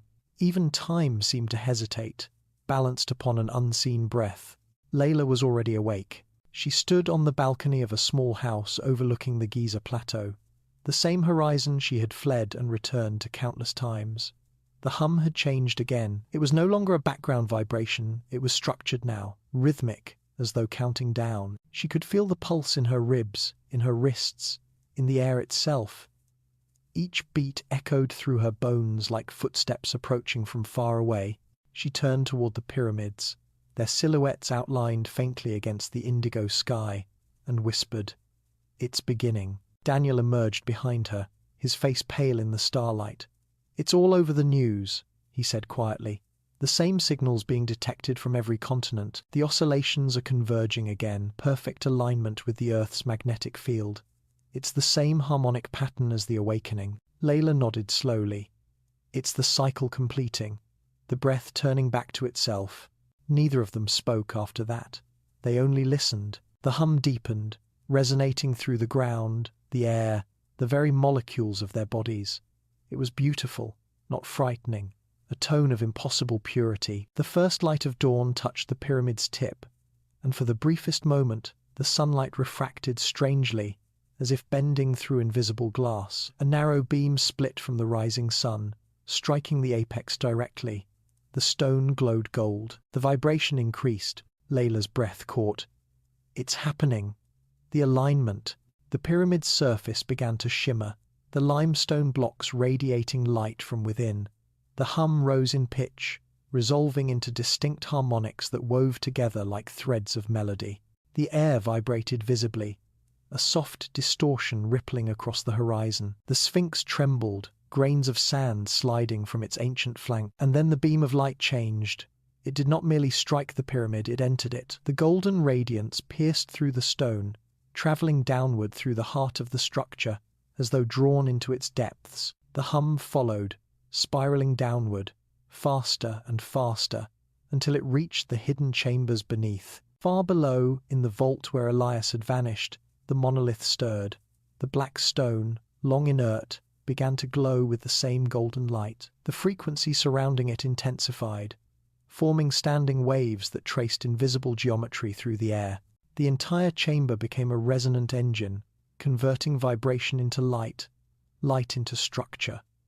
The monolith trembled, its surface splitting into 1,000 facets, each reflecting the golden beam. Above, Layla felt the ground quiver. She knew instinctively that the process had begun. The pyramid was awakening in full, drawing energy from the sun itself. She looked up and saw the impossible. A second radiance forming just above the apex. A sphere of pure gold hovering in the sky. It pulsed slowly, expanding and contracting with the rhythm of the hum. Daniel raised his hand to shield his eyes. "What is that?" Layla's voice trembled. "The hidden Sunday." The legends had spoken of it, the Aten beneath the earth, the mirror of Ra that shone not by light but by resonance. The builders had hidden its existence, fearing the knowledge would be lost or corrupted. It was not a celestial body, but in effect the culmination of harmonic balance. When the pyramid's frequency aligned perfectly with the solar tone, it revealed not another sun, but the reflection of the one that lived within the world. As the sphere brightened, the air filled with warmth, not heat, but something purer, a radiance that penetrated the soul. The hum reached its zenith, forming a single continuous chord that spanned octaves beyond hearing. Layla felt her heartbeat slow, matching the rhythm. The light spread outward, washing over the desert, the river, the sleeping city. People awoke and stepped into the streets, eyes wide with wonder. Across the world, instruments recorded impossible readings, spikes in electromagnetic resonance, unexplainable bursts of energy, patterns of vibration that formed coherent geometry. For a moment, the entire planet glowed. Those who witnessed it later said that time seemed to dissolve. The air shimmered with color, invisible to human sight. Sound and light merged into one substance. Some heard choirs, others saw symbols in the sky. The hidden sun pulsed once, twice, and on the third pulse, the hum fell silent. Layla felt her body lift slightly, as though gravity itself had forgotten its duty. In that silence, she heard a voice not from outside, but from within. Elias's voice, calm and infinite. The world is singing again. This is the note that was lost. She saw then the vision in full. The pyramid was no longer just a monument, it was a mirror, reflecting the sun not outward, but inward, into the core of the planet. The earth glowed faintly beneath its crust, resonating with light. The hidden sun was not new, it had always been there, a memory of the first dawn, revealed only when harmony was restored. Daniel fell to his knees, overwhelmed by the beauty. "What happens now?" he whispered. Layla's eyes filled with tears. "Now the silence learns to sing. I think the Slough." The golden sphere pulsed once more, and with that pulse, light spread across the entire horizon, washing the world in radiance. Mountains glimmered like bronze, oceans shimmered as if filled with liquid fire. Every structure built by human hands vibrated softly, aligning with the earth's tone. It was as though creation itself had inhaled. Then, slowly, the hidden sun began to fade. Its glow diminished, its edges dissolving back into the dawn.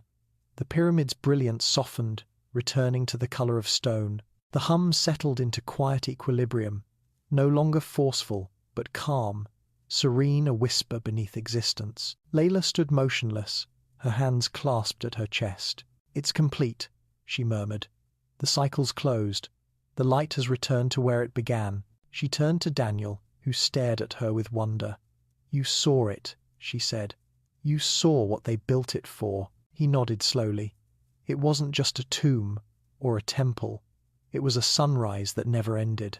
As the first ordinary rays of the real sun crested the horizon, illuminating the plateau, the hidden sun vanished entirely. The world resumed its usual rhythm. Birds began to sing, the wind stirred the sand once more, but the air still carried a faint afterglow, a memory of gold. Layla closed her eyes and listened. Beneath the chatter of waking life, beneath the footsteps and laughter, the hum remained soft, steady, eternal. The earth was alive, awake, balanced once more, and in that moment she understood the final mystery of the builders. The hidden sun had never been lost. It had always existed within the silence of the world, waiting for those who could listen deeply enough to see it. When she and Daniel finally turned to leave the plateau, dawn blazing behind them, she looked back once at the pyramid. For an instant, she thought she saw a figure standing at its base, tall, robed, motionless, gazing eastward. The golden light caught his form before dissolving into air. "Menka." The priest's voice echoed faintly in her mind, a whisper folded into the morning breeze. "The breath is eternal. The light is memory. What was hidden is not gone, it sleeps within you now." And as the desert exhaled, the pyramid shone for one final instant, reflecting the first true sun of the new world. The hidden sun had been unveiled, and humanity, at last, remembered the sound of light, the eternal resonance. When it was over, the hum never truly left. It sank back into the fabric of the world, like a tide returning to its source, unseen yet unforgotten. It became part of everything, the pause between heartbeats, the tremor that shivered through the wings of a passing bird, the whisper of rivers turning in their sleep. The world breathed again, not louder, not softer, but whole. Layla stayed near the plateau for several months after the unveiling, as if unable to leave the rhythm behind. Cairo had changed subtly. People moved as though listening, their voices gentler, their quarrels shorter, laughter somehow easier. The noise of life no longer felt like noise. It had a hidden order to it, a quiet grace that seemed to ripple beneath every sound. No one could explain it, yet no one truly tried. The hum had entered human memory as something natural, inevitable, like dawn or rain. At night, she would walk to the edge of the desert, where the lights of the city faded and the pyramid loomed against the stars. The silence there was never empty.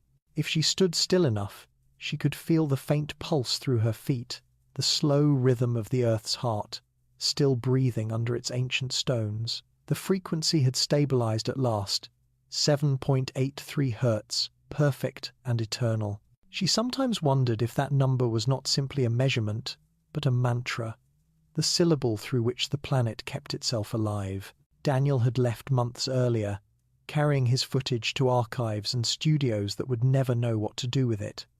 He wrote to her, sometimes letters full of longing and bewilderment. "No one believes," he wrote once. "They see only the sand, the stone, the myth. But I hear it in my dreams, the same note, always there, humming like light through glass. It's not gone, Layla. It's only waiting." She never wrote back. She didn't need to. Some silences are replies in themselves. Instead, she returned often to the site, walking the narrow paths at dawn before the tourists arrived. The wind carried grains of sand that danced around her feet in perfect spirals, never chaotic. She had come to understand what Menka had meant when he said the silence listens. Each stone was aware, each vibration contained memory. The pyramid did not guard secrets, it sang them, softly, for those who could still hear. Sometimes, standing before the vast face of the monument, she felt another presence beside her. Not a ghost, not a shadow, but a vibration, gentle, familiar, patient. Elias. She could feel his frequency mingled with the pyramids, his consciousness diffused through the resonance that now spanned the world. He had not vanished. He had become tone, woven into the very breath of creation. And once, just once, she heard his voice again. It came not as sound, but as movement in the air, a pressure against her chest that shaped itself into words. "Do you hear it still?" She closed her eyes and answered aloud. "Always." "Then keep listening," the voice said. "For what hums in stone hums also in stars. The breath travels farther than the builders dreamed." When she opened her eyes, the horizon shimmered with light. A dust storm had begun to form far to the west, its edges glowing faintly gold. She smiled, understanding that the earth was singing again, shifting its tones, composing new verses of the same endless hymn. Years passed. The hum became myth once more, folded into culture and rumor. Scientists dismissed it as coincidence, mystics claimed it as prophecy, and the world moved on, as it always does. Yet now and then, when lightning split the sky or waves struck the shore in perfect rhythm, people felt a strange familiarity, a resonance deep in their chest, like remembering a dream they had never lived. They would pause, listen for a moment, and then continue on, comforted by something they could not name. The Great Pyramid remained as it always had, unchanged in form, yet transformed in meaning. Some nights it glowed faintly beneath the stars, though no light touched it. Pilgrims said they could hear faint tones if they pressed their ears against its stones, soft chords, warm as breath. Those who stayed long enough sometimes wept, without knowing why. Layla grew old by the Nile. She spent her days teaching children to listen not to words or songs, but to the spaces between them. Every sound, she told them, comes from silence, and every silence is full of sound waiting to be born. They would laugh, not quite understanding, and she would smile, content. Understanding was not the point. Listening was. In her final years, when her hands had grown unsteady, she wrote one last note in her journal. "The hum is not the voice of the earth. It is the memory of the universe remembering how to breathe." One morning, she did not wake. They found her sitting by the river, a faint smile on her lips, her notebook open beside her. The pages fluttered in the wind, making a soft rustling sound that rose and fell like distant chanting. Some who stood near swore they felt the ground tremble lightly, a heartbeat echoing through the soil. The pyramid shimmered faintly in the distance, as if sighing in acknowledgement, and so the last listener became part of the song. The hum continued, gentle, eternal, patient. It travelled through air and water, through stone and flesh, across continents and stars. It lived in the whisper of oceans, in the spin of planets, in the pulse of galaxies, turning slowly in the void. If you stand quietly enough, even now, you can hear it. It hums through your own heartbeat, in the breath between words, in the stillness that follows laughter. It is the world's oldest sound, the one that never began and will never end. The forbidden chamber beneath the pyramids sleeps again, sealed in silence. Yet that silence is not empty. It hums still, faint and low, the same tone that once lifted stone and awakened suns. The resonance has no boundary, no time, no end. It passes through everything that is and everything that will ever be. For the earth, the stars, and the breath of all living things share one rhythm, the endless hum beneath creation, the eternal resonance. And it waits, as it always has, for someone to listen